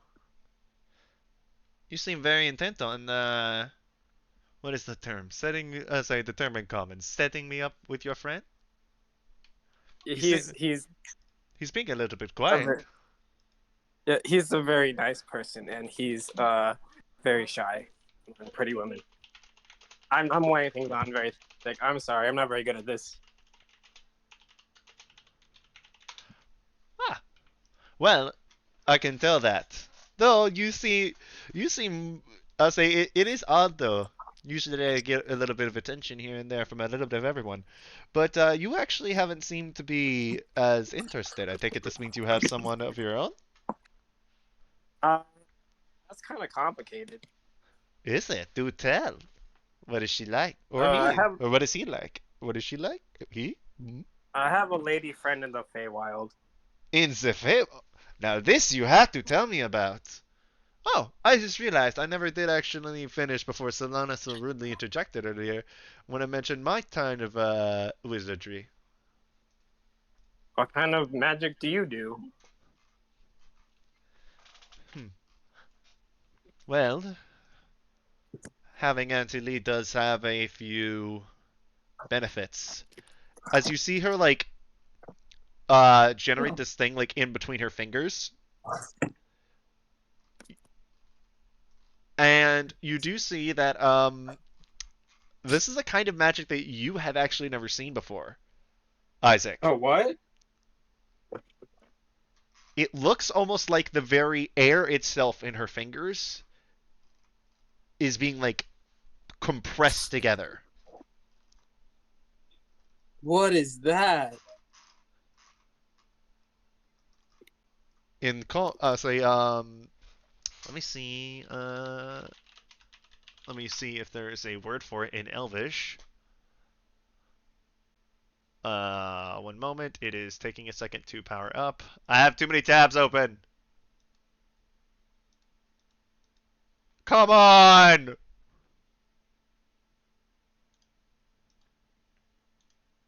There we go.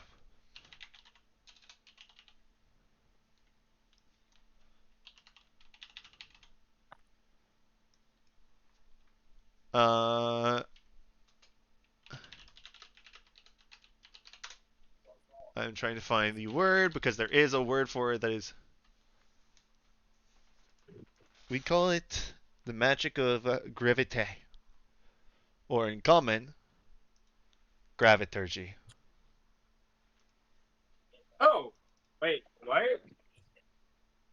Graviturgy is a very rare kind of magic. You have heard of it, but you've never actually met anyone who practices it.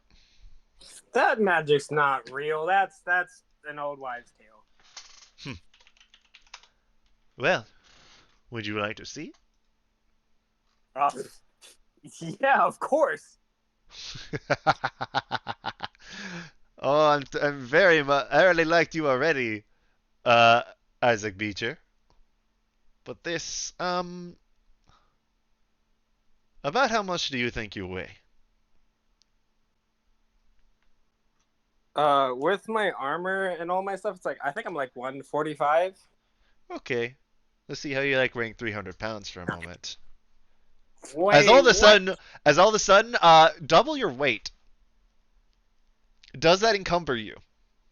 Yeah, 100%, dude. You are encumbered at the moment because you would now weigh 300 pounds.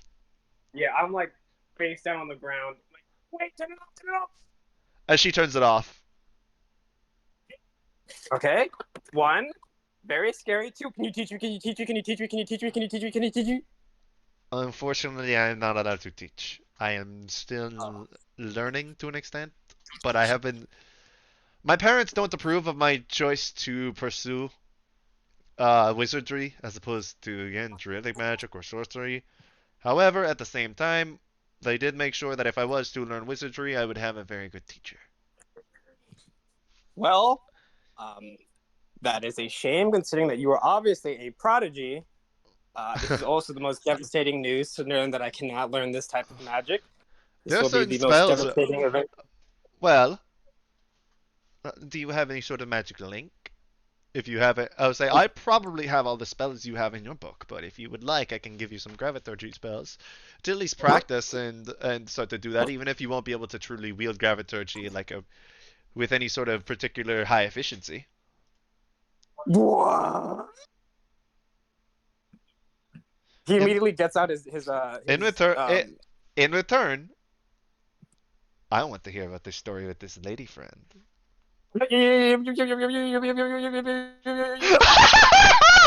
Isaac, totally willing to kiss and tell if it means getting graviturgy spells. Yeah, baby! Hell yeah, baby! Pod, Yes. you hearing this shit? Yeah. So, by the way, what y'all may have missed, your elite is a graviturgy wizard. And this would actually strike Amelie as weird because of the fact that even in Springfall, graviturgy is considered a very rare and very powerful kind of thing. I know gameplay is not as powerful, but in the lore it is. Graviturgy is fucking busted in lore. Like, with a flick of her wrist, she just made Isaac's weight double to where Isaac was on the fucking ground. Cool. In my thing also, by the way, I know that the usual thing for graviturgy is that it's that their speed is halved um when or say their speed is only reduced by 10 feet when doubled. Um so in mine it will depend on the strength of the creature. If they are still within that body weight, their density, they receive the positive benefits. If they are not, like Finn, they get disadvantage and all of that on like the strength checks and whatnot. Mm-hmm. So it's a way, it's a little bit of thing where it makes it more powerful against uh weaker creatures that aren't built to take the weight. Like especially creatures that can fly, like birds have very delicate things. So like a graviturgy wizard would be perfect at fighting anything that flies, but it would be very bad against something like a dragon's flight because it's all raw muscle. And it's not that the bones are hollow or anything. A dragon is still so fucking strong that it would actually just make their things hit even harder than they already do. Same thing with things like what's the big fucking armored thing that Vox Machina fought? The rhino looking thing, the bug. I do not remember. I don't know. Wait, no, I might know about that creature. Brexit, I think it's called. They are psychic beetle rhino creatures from Yes, a very that's what I'm talking about. Yeah. Yeah. Those things are cool. Yeah, they're cool as fuck, but at the same time, like if you made one of those weigh double, you would become twice as dangerous. Oh yeah, Bullet. I'm pretty sure it's a bullet. Oh, okay. Never mind. I think we might have been thinking of something different because. Yeah, I don't think it's the same thing that like you were thinking of on second thought. I'm talking about like they're these large like again like armored bugs. Oh, land sharks. Oh, but I think those are called bullets or bullets. Bullets, yeah, bullets. I found it. Yeah. Yeah, it's spelled like bullet for some reason. Yeah. Bullets. Like if you did a bullet because of like the fact that they are a stronger creature, it would do it. Like something as strong as Varys, all you would do is piss him off with his strength. Something like Finn, you're handicapping it. So yeah, that's one like little thing that I like to do the graviturgy wizard to actually make it powerful, because otherwise it's really not. Like adjust density is so bad in its base form. But yeah, so from there, she's showing that.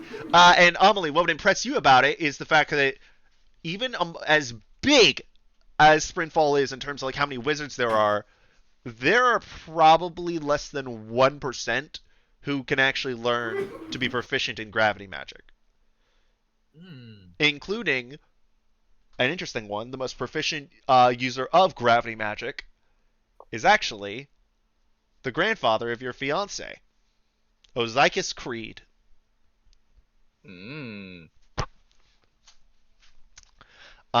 He is also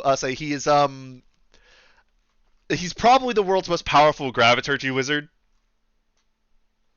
He is on the Arcanum. I want to say I put down his rank as like 4. So he'd be like the 4th most powerful spellcaster in all of Sprintfall. Amelie's impressment is, the fact that she is impressed is obvious, despite the fact that she is quiet. Yeah. I know. Beauty, brains, this sexy ass accent. I have it all.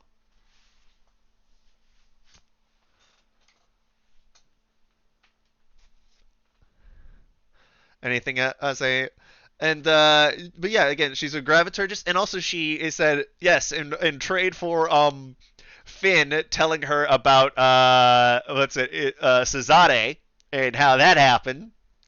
She will let him copy some of the spells as long as he's the one that provides the components from her spell book in terms of the graviturgy stuff. So, cool. Phil, how many spells are you going to try and copy from the graviturgy book? I don't know what level spells they are and what they do. Well, what level spells can you learn? I can learn up to level 3. You can learn up to level 3. Okay. So of the Dunamancy spells, let me see if I can find the thing. I know that there is at least one Dunamancy spell in the school of Graviturgy.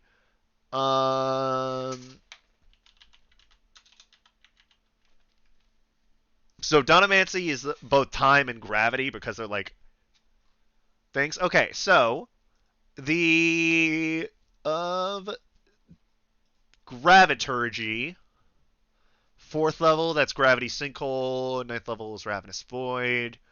There are some. We'll say she also does have some Dunamancy spells. She doesn't have the Chronergy ones. But if you would like to copy down a 3rd level, there is a 1st level, 2nd level, and a 3rd level spell that you can learn. They are Magnify Gravity, Immovable Object, and Pulse Wave. What does Pulse Wave do? Pulse Wave is a 30-foot cone, 1 action. Any creature in the cone must make a Constitution saving throw. They take 6d6 force damage on a failed saving throw, half as much on a successful one. Every creature that fails is pulled 15 feet towards you or 15 feet away from you, depending on the choice you made from the spell. That sounds pretty cool. It is basically the force of attraction or repulsion. And also, when you do cast it at higher levels, and any unsecured objects are also pulled towards you because they instantly fail the saving throw. Or pushed away from you, that is. The same, 15 feet. And for every level that you do more, you add 1d6 and you add 5 feet to the distance it is pushed. Or pulled. Oh, definitely watch the show, Pod. It's really good. I might. I'll go for the third. Wait, what does the 2nd level spell do? 2nd level spell, Immovable Object. 1 action, an hour. The spell consumes gold dust worth up to 25 gold. You touch an object that weighs no more than 10 pounds and cause it to become magically fixed in place. Basically, you turn an object into an immovable rod. Well, damn. It can hold up to 4,000 pounds of weight. More weight causes the object to fall. Otherwise, a creature can use its action to make a strength check against your spell save DC. On a success, that creature can move the object up to 10 feet.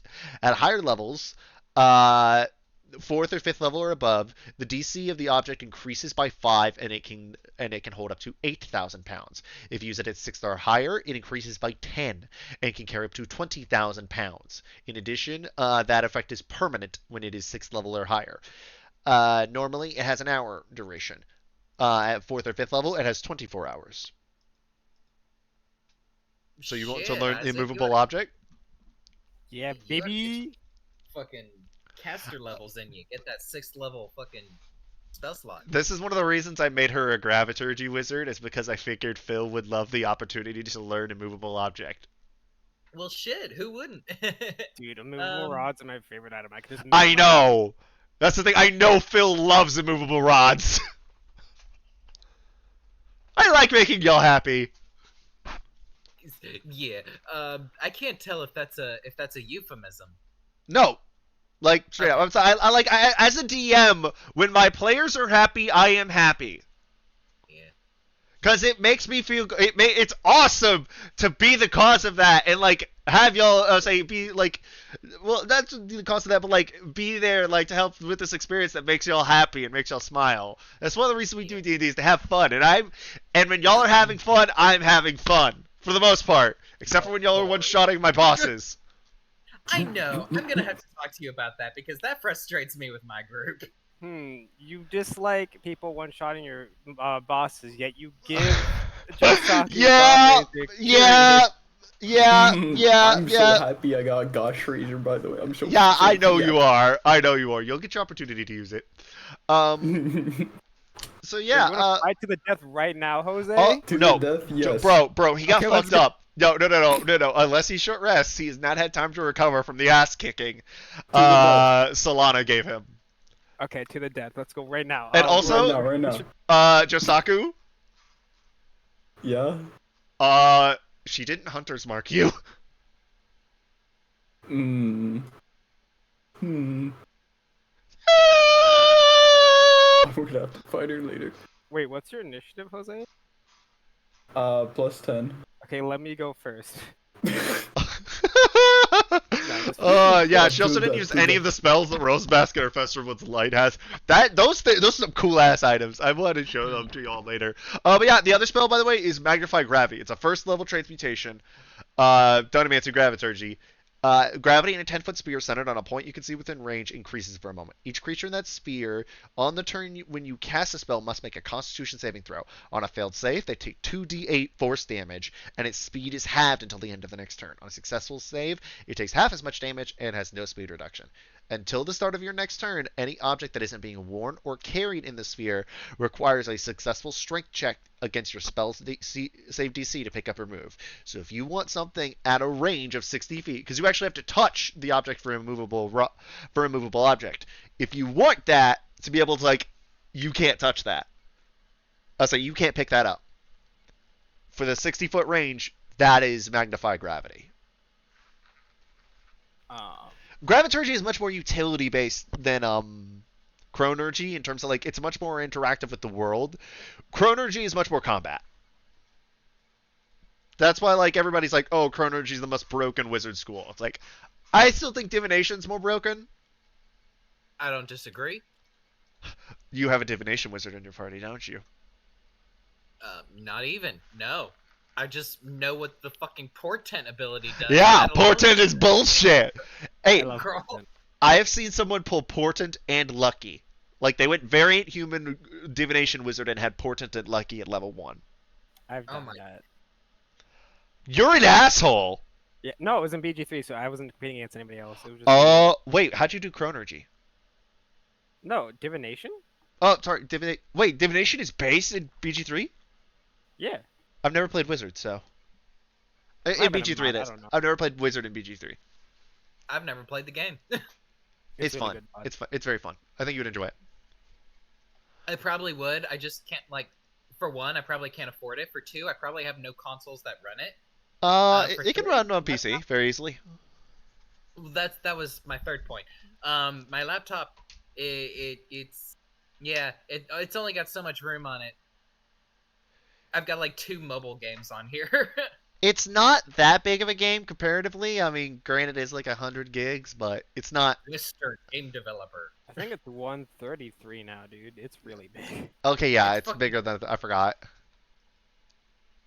This is Mr. Game this is Developer me. has been here. But yeah, by the way, we're keeping talking just about the other stuff. Okay, yeah, and how much does it cost for you to do all this, Finn? I know you have the gold. I just want to make sure that you're. 100 I think gold and 4 hours. 100 gold in 4 hours between the bunch. Let's say between both, right? I'm only learning one spell unless. Oh, I mean, thought I thought you were also getting Magnify Gravity. My apologies. That would be 5 hours then. And you And do not want to 150 learn gold. Pulse Wave, correct? You don't really care about Pulse Wave? I would learn all of them if I could, but that's a lot of time. I mean, you're traveling, so, and you're on a main road. So it would be. It's 2 hours. Also, let me- wait, you're an arcane trickster. You can literally just have your fucking hand hold her spell book in front of you. Okay, so let's That's see. It takes funny. 2 hours, so it's 6 hours. For the Okay. level 3 spell, and then it's another 4 hours for the level 2 spell, and then 2 hours for the level 1 spell. You'll be walking So- for the next 2 days. Okay, over the next 2 days, I'm gonna learn all those spells then.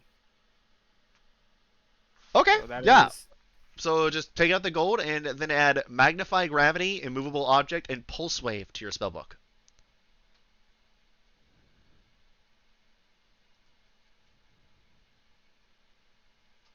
Yeah, my guy. Yeah. It's cool. During the travels, Amelie's gonna be looking over at Isaac as he's doing his studies, and she's gonna occasionally go like, "Cool, good for you," that kind of thing. I'm trying to remember if there's anything else that came out recently, like book-wise. Oh, I The Book of forgot. Many Things, I my forgot to fucking get the fucking stuff for the Book of Many Things. God. That thing has so many fucking unearthed arcanas. shit available now. Every time it's like, you might want to check and make sure that's not Unearthed Arcana. I heard that's Unearthed Arcana. I look it up, and it's like, nope, the fucking Book of Many Things. Yeah, I forgot that it had that because I gotta look it up. Also, I don't think is it not gonna let me buy it in piecemeal. I don't Like know. usually D&D Beyond lets me buy things in like individual items for the book. Say for those kind of things. I guess is the Book of Many Things just not do? Oh, it's because it's a fucking source book. Backgrounds, feat, and spells. I mean, it doesn't give me any subclasses, so I may not get it. I'll figure that out. I'm gonna get it for Christmas or some shit. No, you don't do that. The fuck? What?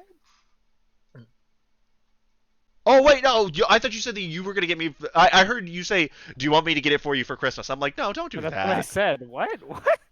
What? Phil, you don't have to do that. No, stop. Also, I can't add these spells, but I have critical role stuff enabled. It's critical role, right? Yes. Also, I have all the Critical Role books, so you should.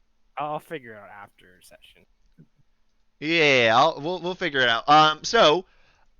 Hedge, the attractive redhead, is a graviturgy wizard, and she's letting Isaac learn some graviturgy spells. Graviturgy, by the way, in this world is very rare. You have never heard of it, but you know that it sounds fancy and cool.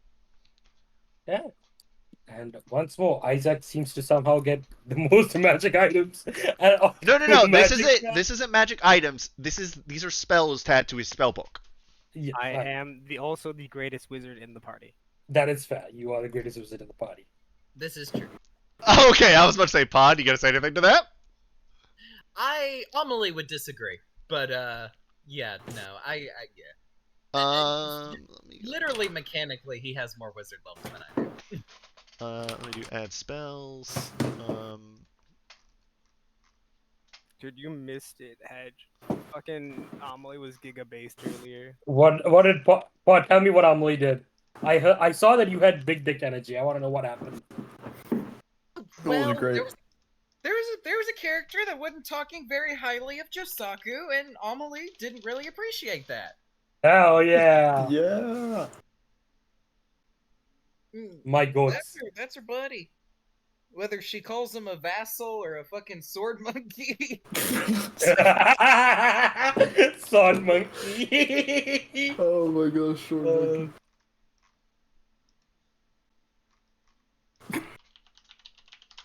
Do I not have it? Wait. Do I not have the Explorer's Guide to Wildmount? Oh, it's because they're tied to the new subclasses because they're Dunamancy spells. Ooh, dude. Oh. I might Yeah, just no. homebrew them. Say what? I might just homebrew them and add them later. Okay, yeah. I'll let you do that. Yeah. Okay, cool. So, with that, I also need to build a fucking character sheet for, Uralee. It's like, oh. The tall one speaks. Oh, let's go! I mean, what happened? What's going on? I'm confused. Yeah, no. She, by the way, earlier she said, "Say you have some handsome companions, Amelie," and yeah, y'all are just walking. So right now, y'all have left Orinor, the city of elves. Y'all met Justica Solana. She got into a fight with Josaku. She was a little bit racist. Admitted that she, say, apologized for being a little bit racist. And Uralee is Leofiel's niece. Yeah. Yep. She's also a level 12 graviturgy wizard. Yeah. And the redhead. Yep. Noted. Yep. And then yeah, y'all are just walking. Basically, like y'all are having some travel time, so I'm letting y'all like do some RP shit. Yeah. Because y'all haven't had as much opportunity to like really RP shit. It's mostly been like true like story beats basically, or like you get what I mean. Yeah.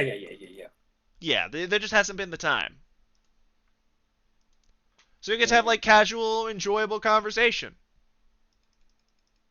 I'm just interested in the graviturgy magic. Like Hedge is or Varys would be. Varus. Varys is. Okay. Well, say you want to see more magic, big man? I mean, yeah. I've never seen anything like it before. Well, unlike Isaac here, I'm guessing you're big and strong. You probably could actually at least hold up a little bit, if that makes sense. Do you want to give it a test Give it. run? Why not? I'll give it my best. All right. I'm Uh, raging if I need to. your what is your strength currently again? With rage, can I rage for it? I would not rage. Just don't worry about raging, because like Without rage, it should be a 20. 20. Okay. Yeah. What? How much do you weigh when you add in all the stuff in your bag? Oh, fuck. Like, how Let me much see. shit are you holding? That okay? So it says Varus is no. Normally, yeah, he's 220. 220, 246. And with his backpack, that would be. Give me 1 second. 46. It'd be 310 with everything. 310. With everything. All right. You now weigh 620 pounds. What is your lifting strength again? Let me. How do I calculate? Let me look it up. Strength. There's no way he can carry this. What the heck? 600. He has a 20 in strength. If there's anybody who Yes. can, it is Varys. Yes, it has. I'm just looking it up right now. It has something to do with my. It has to do. What is? Yeah, hold on. Lifting and carrying. 1 second. You can push, drag, or lift a weight in pounds up to twice your carrying capacity, or 30 times your strength score. Say that one more time. You can push, drag, or lift a weight in pounds up to twice your carrying capacity, or 30 times your strength score. 30 times your strength score. Okay. So that's 600, right? Yes. So it would just be just a little bit too heavy for you. Like you feel it, and then you're like starting to rage. I'll say you're starting to like feel it come down on you a little bit. Like, Varys, Mm-hmm. would you like to rage? Yes. Rage. Okay, my strength is now at 23. 23. Okay, you can lift it as you start to see. As she's looking like, you are strong. As y'all can see it in her eyes, like she's like trying to pour it on a little bit. Yeah. Oh, now this is interesting. Oh boy. Oh, what is she doing? She's like literally like doing that thing again. She's trying to increase your weight as much as she can at the moment. Yeah. And he's Like, gonna keep trying to push against it as much as he can. yeah, and it is difficult to push against it, but at the same time, like you are like getting to say you are feeling this, whatever it is. This shit feels, man. Mm. Cool. Like benching Yagu was one thing. This is another. Mhm. You literally feel as if like actually no wait, it's your carry weight. So like you can carry actually no wait, I forgot. With your strength, it would just be like carrying something instead you're just carrying an additional 310 pounds. So you're actually like you're still lifting it up like pretty it's heavy, but it's not too Yeah. much for you. I forgot. Okay. Because I'm not including your original weight. You're not carrying your original 210, your original 210 weight. Oh, that's true. Yeah, like he's 210. He's not gonna carry that. Yeah, no, he's not carrying that. You're carrying everything else, which would be the 310. Yes. So yeah, you're basically carrying about 400 pounds now. And again, like it's heavy. Yeah. Nothing you can't handle. No. And you're not even Very like, tough. and you're not having to rage for this. So like, you're going like, Yeah. it's like, he is strong. I dig it. Sorry, I dig it. So, everyone, you all do prove very interesting. You'll have it. So, question though. Now that it is just a lot of us,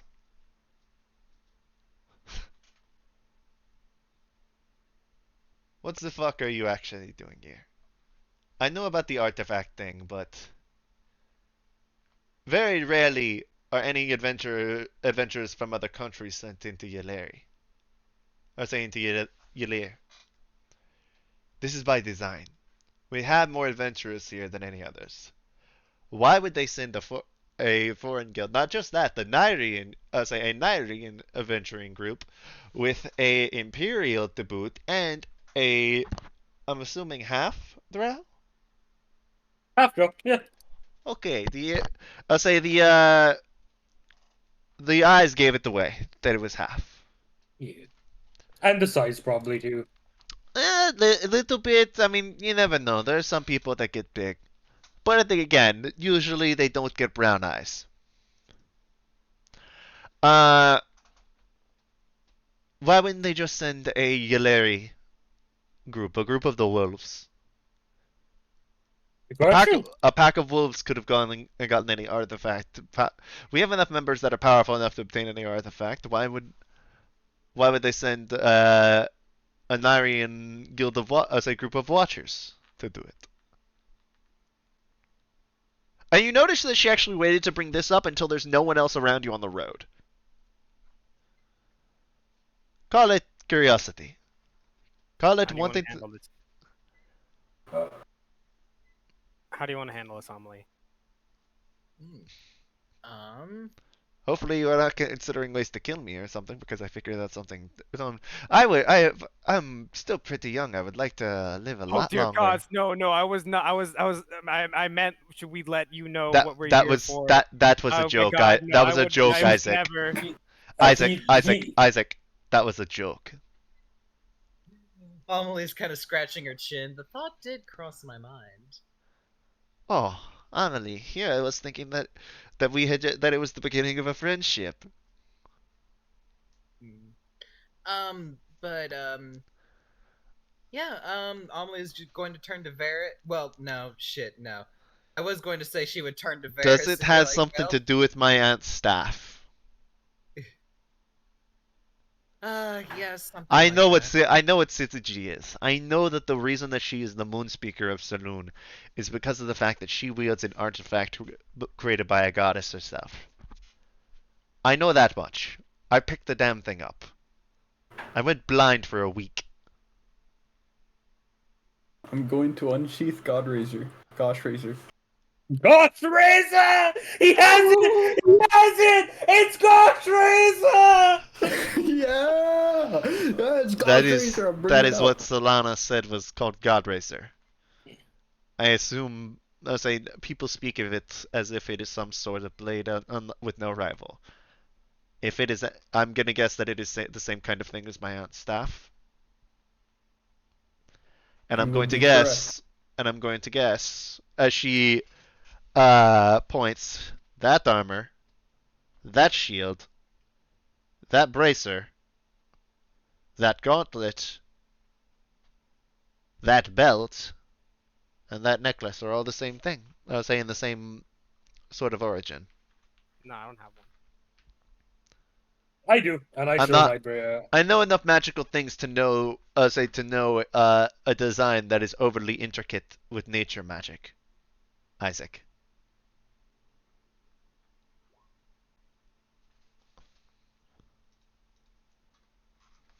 God damn it. You motherfucker. Hold up. I haven't built her fucking character sheet yet, okay? I forgot to. She beat on 27, baby. God damn it. I don't know that she'd be able to do it because she's a wizard. She's not a fucking druid. Thank you. She'll believe you. It's like, Guppy. no, you know what she would do then? What's the fuck, y'all? Why are y'all here instead of finding one of those items for Isaac? That's what I've been saying, though. That's actually what we are cutting through this area to do. In fact, once we are done traveling through here, we are on our way to aid our little friend, so to say. But he's Are already. you talking about there's something in your lair for a magical? You look like a magical blade user, Isaac, and what the fuck would be in your lair that they would do that? And if there was, why wouldn't they try to give it to Solana? I'm better than Solana. Who's Solana? I don't know. Solana is the greatest swordswoman in the world. She is the one that basically bodied Josaku within one round. Amelie is going to kind of cock a little eyebrow and say, "Who said it was a sword?" If it was something for a blade using, say a blade using magic user, they would have just indicated to Solana, especially if it was in Ilir. Do you think the Elvish Council, I'll say the Orinori Council, would have allowed any sort of Illyri artifact to go over to anyone's hands other than an elf?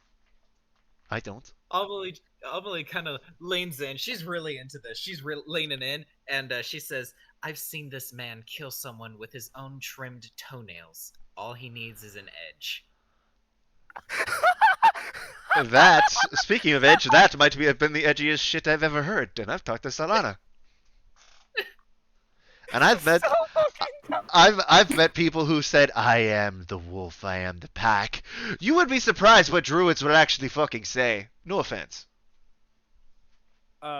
So I think we're in nice company, but I should mention to the group that we have heard reports of people of the near infiltrating different parts of like other countries. Should we actually be giving details about stuff, the stuff we're doing to people?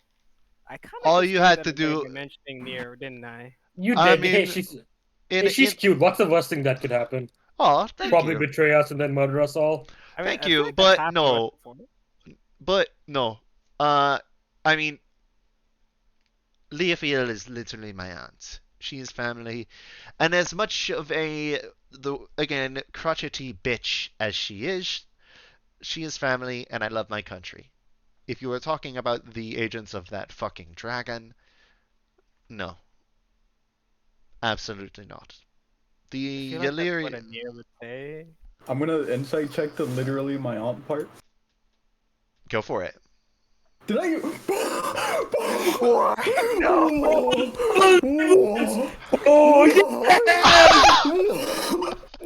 Wait, not just that, Hedge. He ran out of Luckies.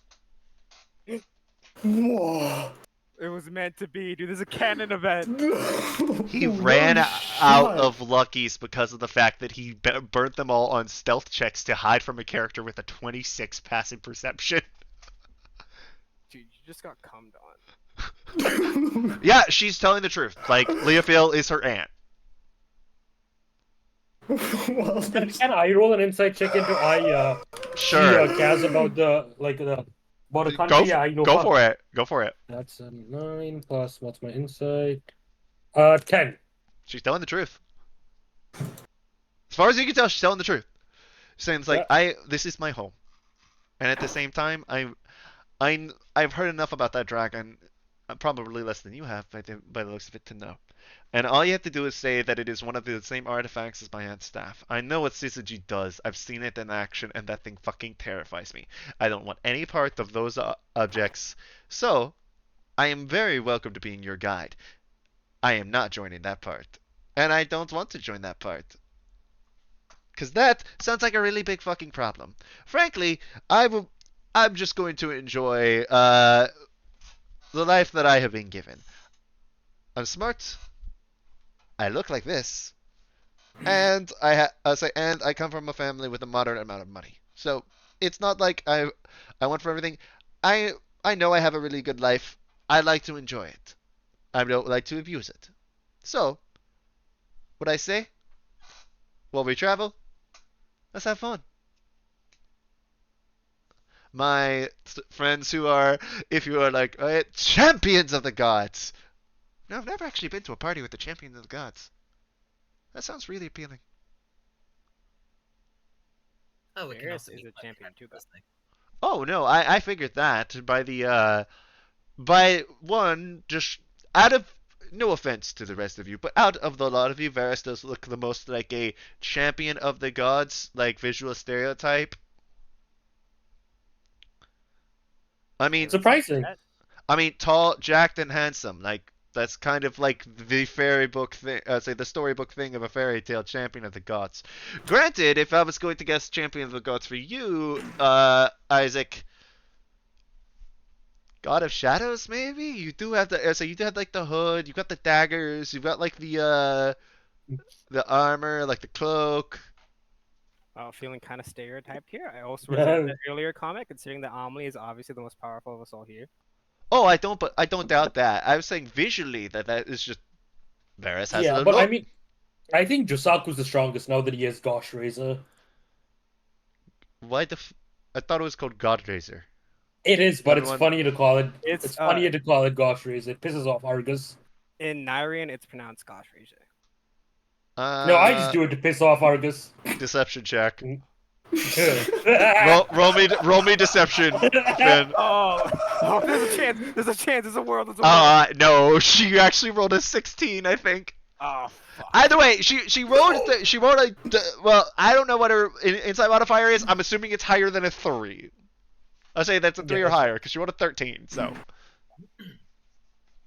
I'm sorry, higher than a 2. There you go. Yeah.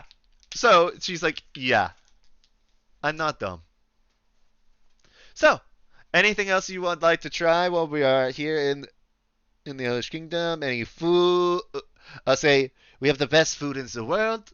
We have the most beautiful people in the world. We have the prettiest scenery in the world. As you do see the open Elvish countryside, it is very, very picturesque.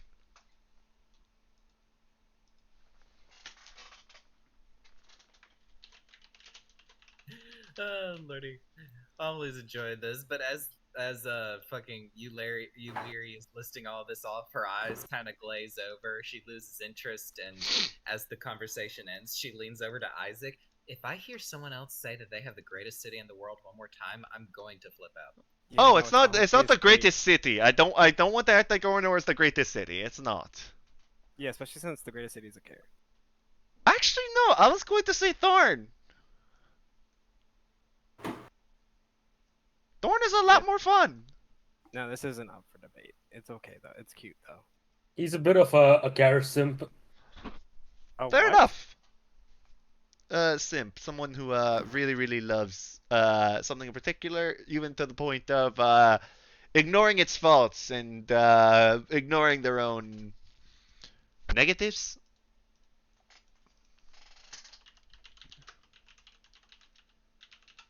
Does that help? There were no negatives. There are no negatives, he says.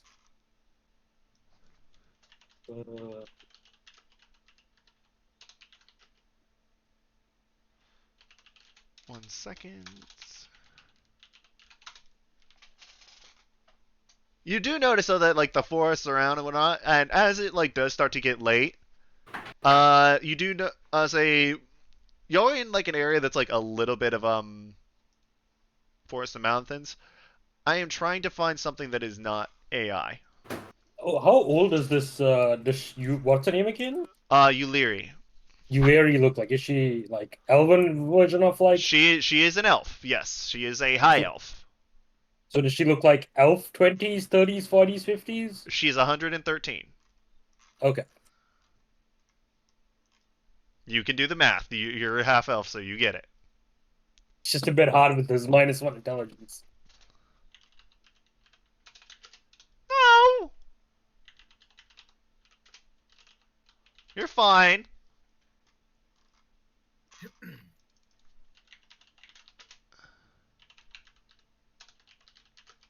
One second. I'm trying to find a landscape to show you, like, the Yulari countryside here.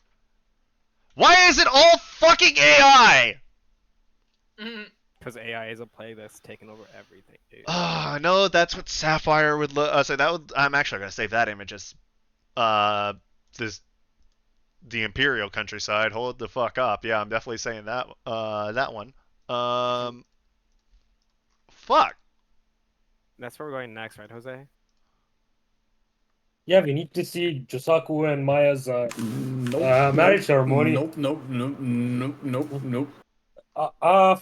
Isaac and Varus, your best man? Yeah, but nope. No, you can only pick one though. You have to pick one out of both of us. Uh, Isaac Flower Girl. Oh, I'm so offended. Wait, what? I thought this was. That's actually what I said, isn't it? Yeah, I don't know. Whew. But yeah, we're not going there. Ooh, here's one. Here is a. Actually, this is better than the image I even have. Here's one for a forest in Ylir. That's pretty. That is very pretty. Mm-hmm.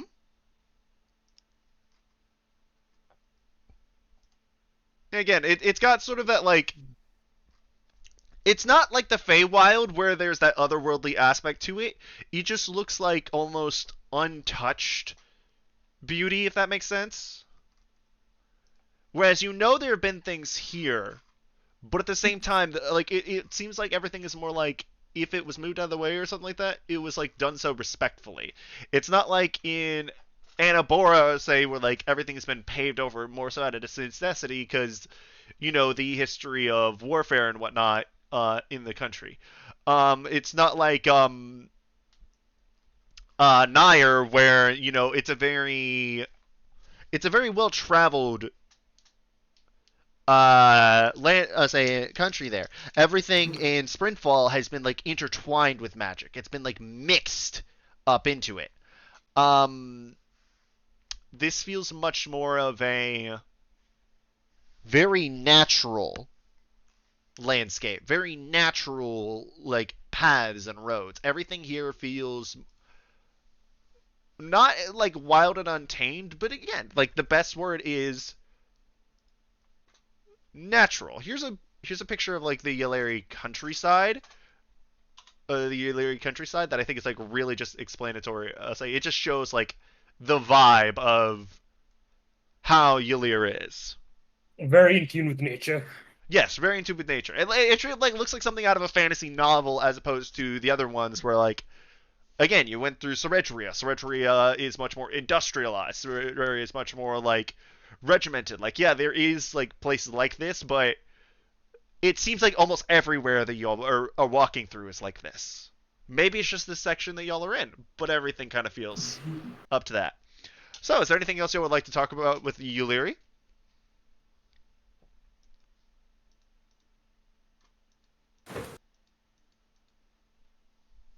I'm good for right now. Going once, going twice. All right. So, out of curiosity, then, how about we play a game? Okay. I am going to guess. So, if you all have items from gods, I'm going to each get one guess for each of you. If I get it right, you tell me.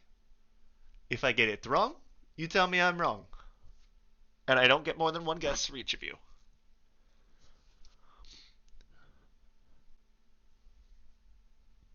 Are you all up to play?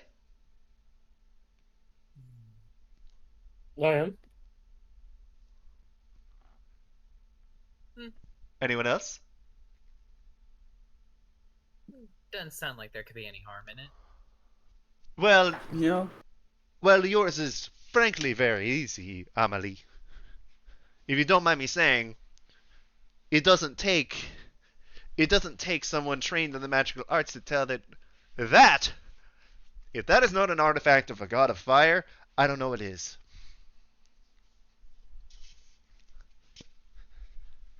I'm willing to play along. And Amelie, was I correct? Oh yes, yes. Okay. God is a bit of a God isn't the word I would use. Oh, Isn't he like? Okay, I don't want to know about the relationship, so I'm just going to just accept what you said at face value. Let's see. Well, I'm going to guess for you, Josaku. Hmm.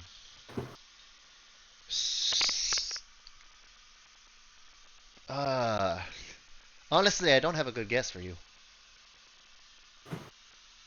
I'm gonna guess the god of swordplay. I don't know if there is a god of that. So religion isn't exactly my strongest suit. So fighting, swordplay. I don't really know if any of that even has gods, or if there is one, if they made weapons for it. So I'll go ahead and just take the. I will take ZL. With yours, Josaku. CCL. ZL. Say what? She would take Oh. ZL. Yeah. Um, and I have no idea what it could be for Kaba. And Finn, I'm going to guess with that necklace, I'm going to guess a god of nature. Specifically, given I know there are like 17 of them, I'm going to guess Miliki. I don't have one. Damn. I feel like you're lying to me, but I'll believe you. I mean, I'm probably lying to you, but I'm not. You. You motherfucker. I will And kill you. for Varys, Mm-hmm. I'm going to guess the god of strength. Specifically, let's say Cord. With that fist. No. Damn. Ah, shit, 1 for 5. And the only one I got was the easy one. Oh well. As you notice, it's starting to like get a little bit darker over the landscape. Well, tell you all what. We'll pick up again on the travel tomorrow. Why don't we set up camp?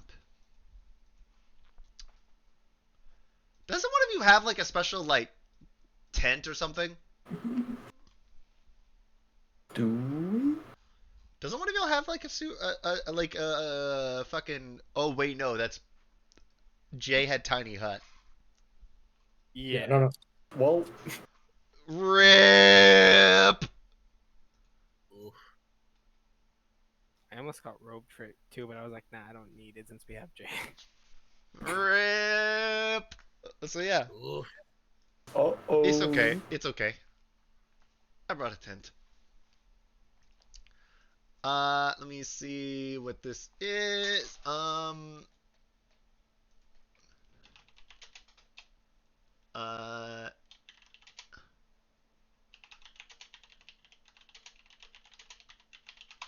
What's the name of the tent that's like the bigger on the inside tent? I know what you're talking about, but I don't know what the word for it is. It's like a tent with pop-up tent. Or a wizard tent. Yeah, no, she's gonna pop it up. It's like, if you don't mind, I got our accommodations for the night. As she does Thank pop you. up this like little tent, which is only comes up about to like neck height for you, Varys, and like a little bit like Okay. eye height for everyone else. Come on, come inside.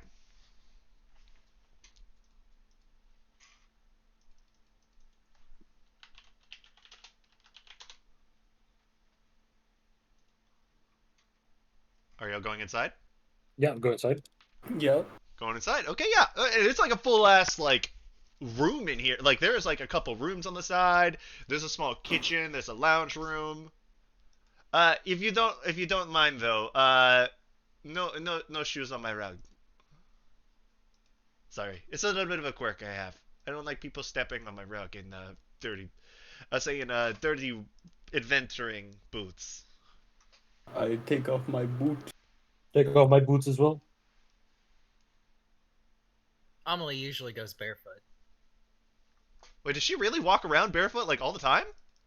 Not all the time, whenever she can. I think in this situation she would be. Oh, okay. Wait, would you have been walking around like on the roads barefoot? As long as she could.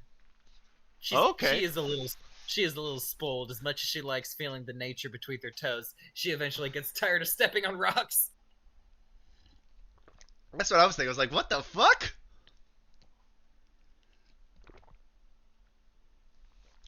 It's nice to feel the earth that you worship between your feet, but sometimes the earth is a little rough. In that case, she's gonna cast Precipitation on your feet. again, I don't like to get my my carpet dirty. Hmm. By the way, uh, gentlemen, as she points to two rooms on the side, those will be your rooms, two each. This is my, this is mine. Amelie, that one is yours. Yes. Hmm. Does anyone know how to cook? Amelie's a great cook. Oh, good. I have a small kitchen inside. Wonderful. She will excitedly lay waste to that. Roll me a wisdom check. We'll do that for the cooking. It's been a while since we've done this. 10 plus 5, 15. 15. All right. What are you trying to make? Are you trying to make something Sprint Folly, Narian? Yeah, let's go with Sprint Folly. Sprint Folly cooking. Okay. Yeah, something from home. All right. So Sprint Folly cooking. I'm trying to remember what I said Sprint Folly cuisine was like. I know French. Just like the mom used to order the maids to make. Just like Mom used to order the mates. That's actually really fucking fun. Oh my god. Okay, we'll say that Sprint Folly food is like uh Italian to and like you know that like Italian peninsula, but also like the North African thing that has like some like slightly Italian derivative dishes because of like how long that they were ruled by Rome. Mm-hmm. That kind of cuisine for Sprint Folly. Yeah.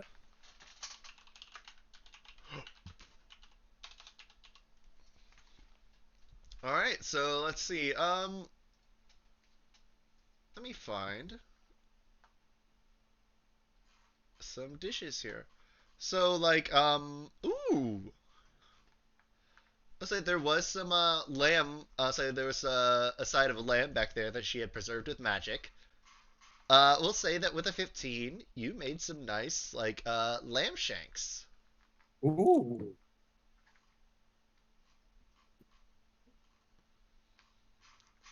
You went for a more like Southern Sprint Folly delicacy.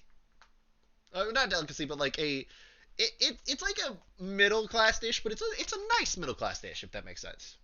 Mm-hmm. Nothing like super fancy, but it's enough that like anybody who says like, oh, dope. Kind of like if like somebody busts out like here in the states, if somebody says like, okay, yeah, I'm gonna barbecue or something, you're like, oh, dope. Nice. Yeah, same kind of thing. So yeah, and all y'all think it's very good. Damn, y'all weren't kidding. Amelie is a good cook. She's a little full of herself, but at the same time, she knows it. Yes, you are. She's just kind of got her eyes closed and all smiling as she's kind of enjoying her food, savoring the compliments more than her own cooking. Yeah. Fire, fiery temper, fiery looks, and she can cook. You're gonna make some man or woman very happy someday. Lordy, as Eulery says this, Amelie kind of her smile fades a little bit. Sorry, I'd like to roll something to not make it super obvious, but her mood is kind of going down as she thinks about the marriage and Sarka. Sorry, touchy subject. Oh, Amelie was like, "Oh, no idea what you're talking about. I'm sorry."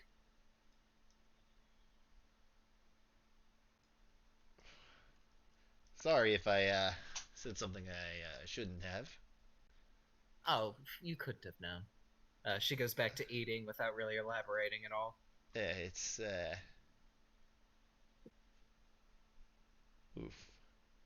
Well, this got awkward really quick. Gravity magic sure is cool, you It guys. sure is cool. Why don't we see really more gravity cool. magic? You want It is Everyone quite the interesting magic. Going gravity magic. gravity magic? Okay. All right. Well, why don't we Why don't we step outside then? I don't want to destroy my tent. Hmm.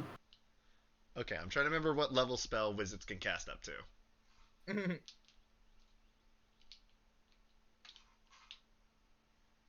Um, 12th level wizard is able to cast up to a 6th level spell. She's not going to burn the 6th level, so let's learn. Let's see a Dunamancy spell that is Graviturgy. Actually, no, she might cast this one.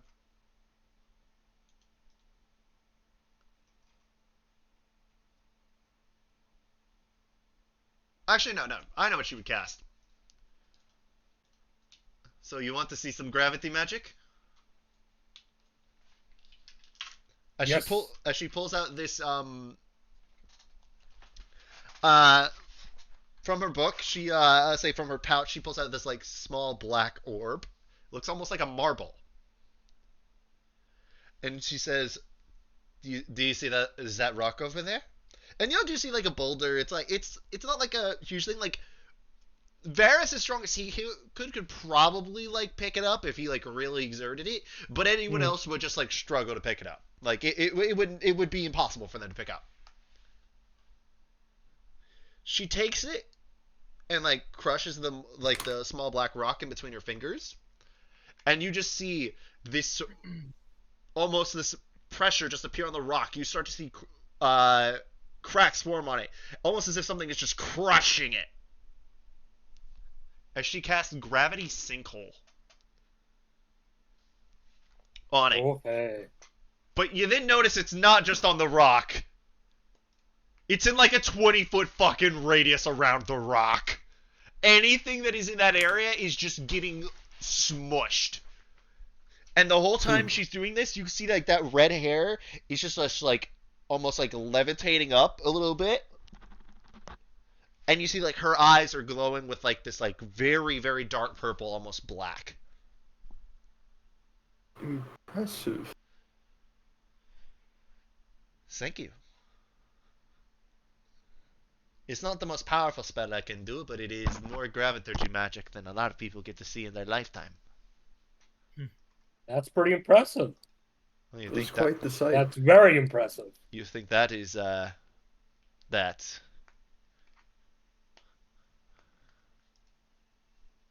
Are you guys interested in a little bit more dangerous route?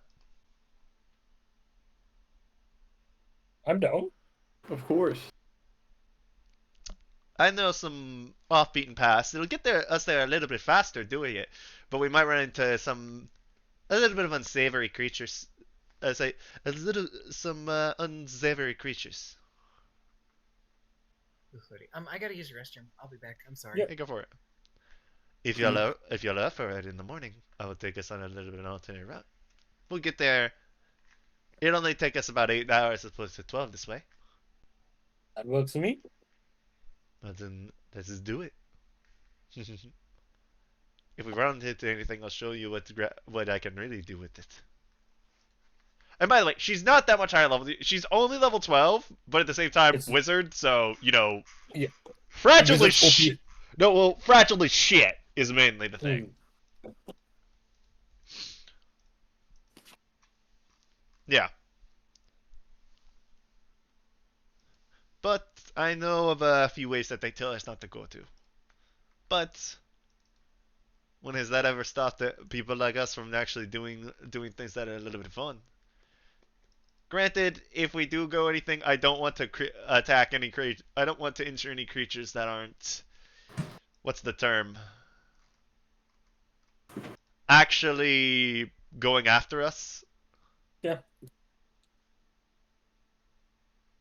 We leave the innocents, and if anyone tries to attack us, we just beat them up. Innocents and Zuna, it's not. There's no appealing attacking creatures where it's just if we are trespassing on their land. I think that usually it's got to be something a little bit more.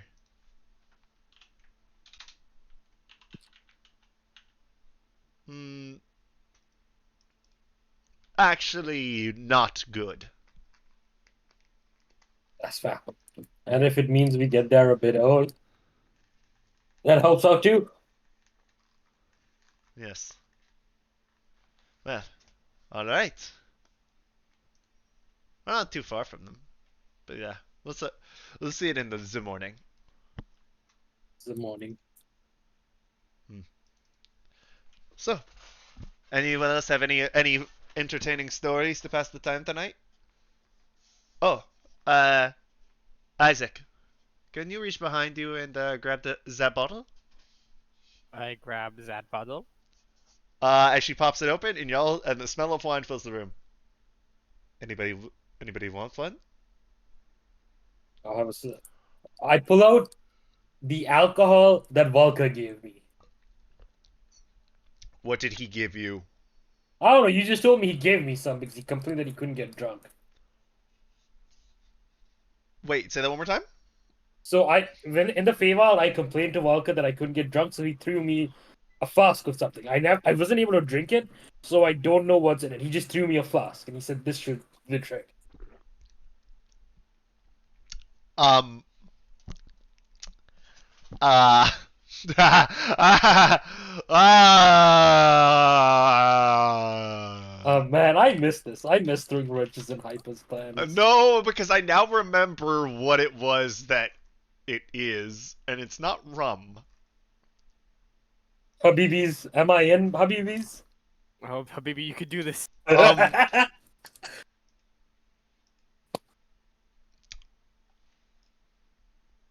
So it might be Everclear? The fuck's Everclear? So, Hedge, you know how alcohol has a certain proof? Yeah. So, like, 140 proof is 70% alcohol, correct?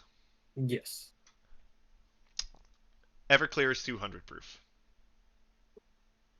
I open the bottle, give it a good whiff. So it is literally pure alcohol. I'm gonna close it back. I'm gonna close it Now back and just that, go. now that is some strong stuff. This is for another night. I am not getting this fucked up. Put it back in my bag. Yeah, no, like he said, here, lad, take it.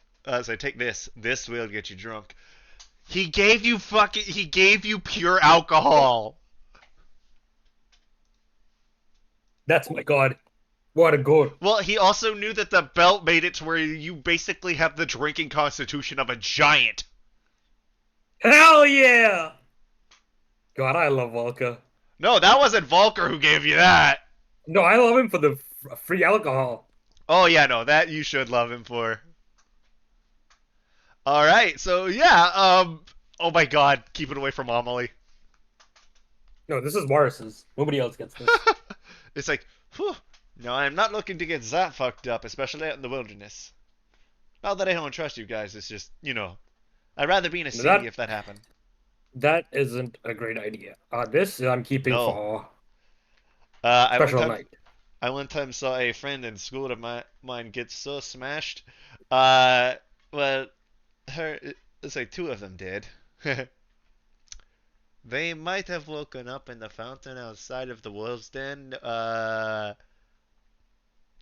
as nature intended. I'm just surprised nothing happened to me when I got fucked up in the Feywild.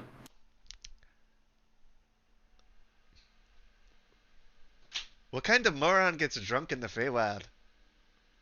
This moron. Respectable. I went in expecting to get fucked up. Woke up, nothing happened. Very shocked. Nothing happened. Here's to nothing happening. Cheers. Anybody else drinking? I know Isaac does not drink. I don't. Okay, Ah, I didn't. Sean's- Oh yeah, Pod. So the alcohol that Volker gave Varys that he hadn't looked at yet, Hedge reminded me about it, and I remembered it's Everclear.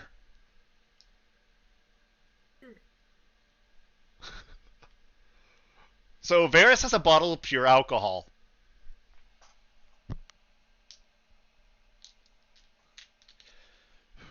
So, with that, eventually y'all do end up Go but everybody go ahead and long rest. My luckies are back. Yes, they are.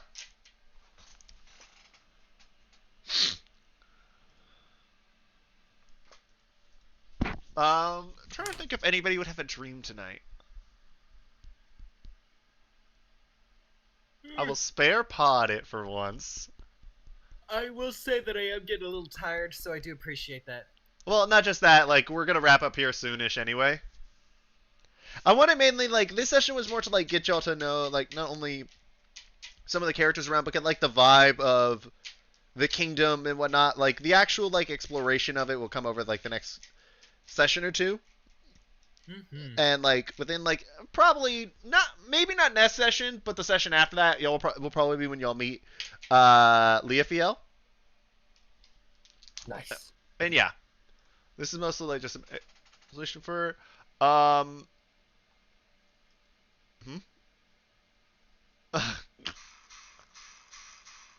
Oh my god, y'all are simping so hard after this character. What? What? Elves are broken. Who said that? You did. Oh no, I don't see anything. Yeah, I don't see anything either. Y'all Wait, are Phil, do you see hilarious. anything? But yeah, no, I will say that before y'all actually wake up before dawn breaks. And then say basically came in knocking on the on like us in the area. It's you literally saying, "Everyone get up. Get the fuck up now." Wakes up. Remember how I said dangerous shit? Dangerous shit came to us. Come on, everybody get up. Get outside. Be very fucking quiet.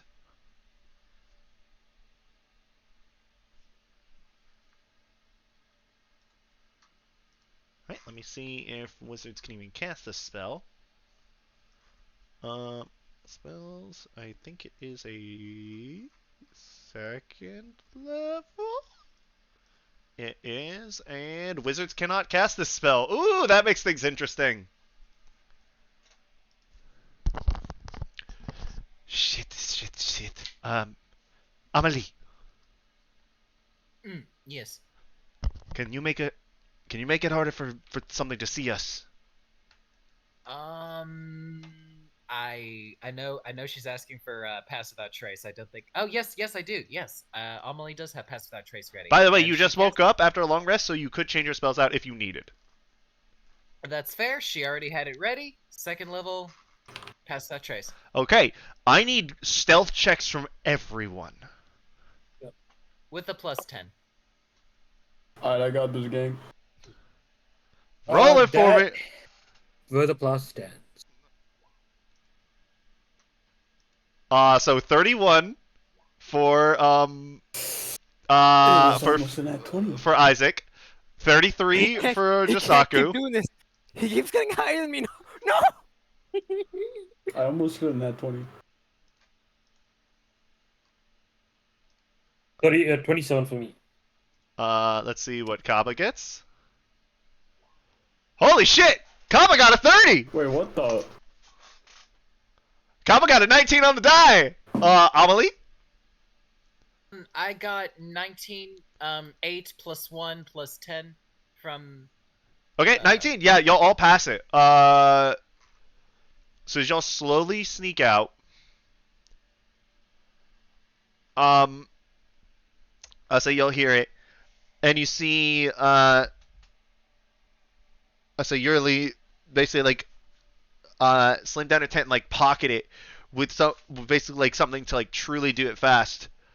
As you'll hear, thum, thum, thum, thum. Shit. I was not wanting something that big. That may actually be a problem. Well, maybe not for you guys. Come on. As you do go up, say as she is slowly trying to like sneak up a ridge. Oh yeah, I forgot to roll for her. Okay, it's a good thing the +10 was there. She asked for help. She needed it. She rolled a 7 on the dice. Oh my goodness. Not much better than what Amelie got, but Yeah, the fucking mages being unstealthy as shit. Yeah.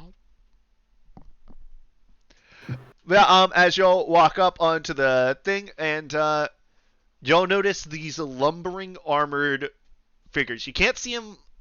Actually, wait. How many people have dark vision? I do. bless you.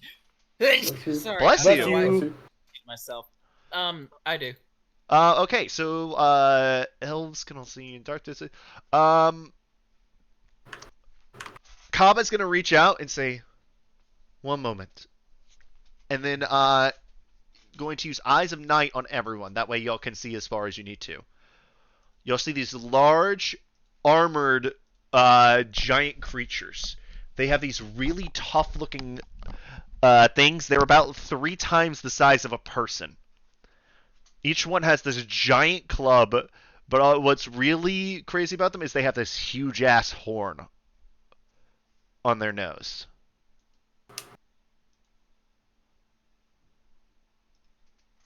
Shit, they can see us too. I say they can see us in the dark too.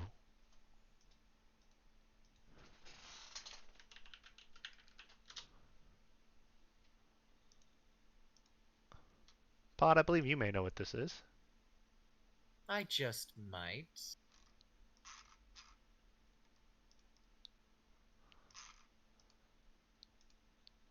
You might. You definitely do, by the way.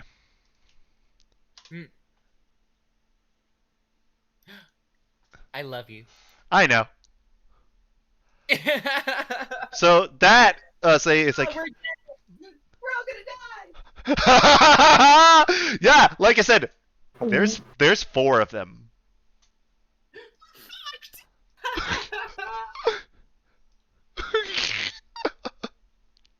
Oh my goodness. Wow, that woke me up. I'm looking forward to next game. Holy shit. Yeah, and that's where we'll end tonight's section as under her breath, Yurili says, Braxats. Bug stick. I hope y'all like fighting giant rhinos the size of fucking trees! That Bug have stick. psionics. Bonk. It has psionics. What the Spoiler! fuck? Spoiler alert! Yeah, my bad. Sorry.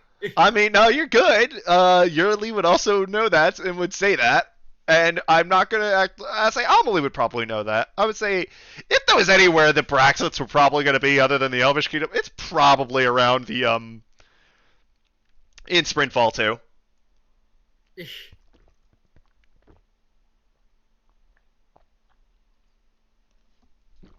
Lordy. Because usually they're in more dry climates, but like, yeah, these it's a little bit weird that these are here though. Yeah. The dry air isn't for a bit off. Ooh, what are you gonna do magnify gravity on? Oh no, I'm testing it. It didn't work. It's supposed to do more when you upcast it. I have to figure out how to do this shit. Oh, there's a way to do that in the thing. But yeah, gang, that is where we'll end tonight's session. Thank you everyone at home for watching. Thank God it's Friday. See y'all next time.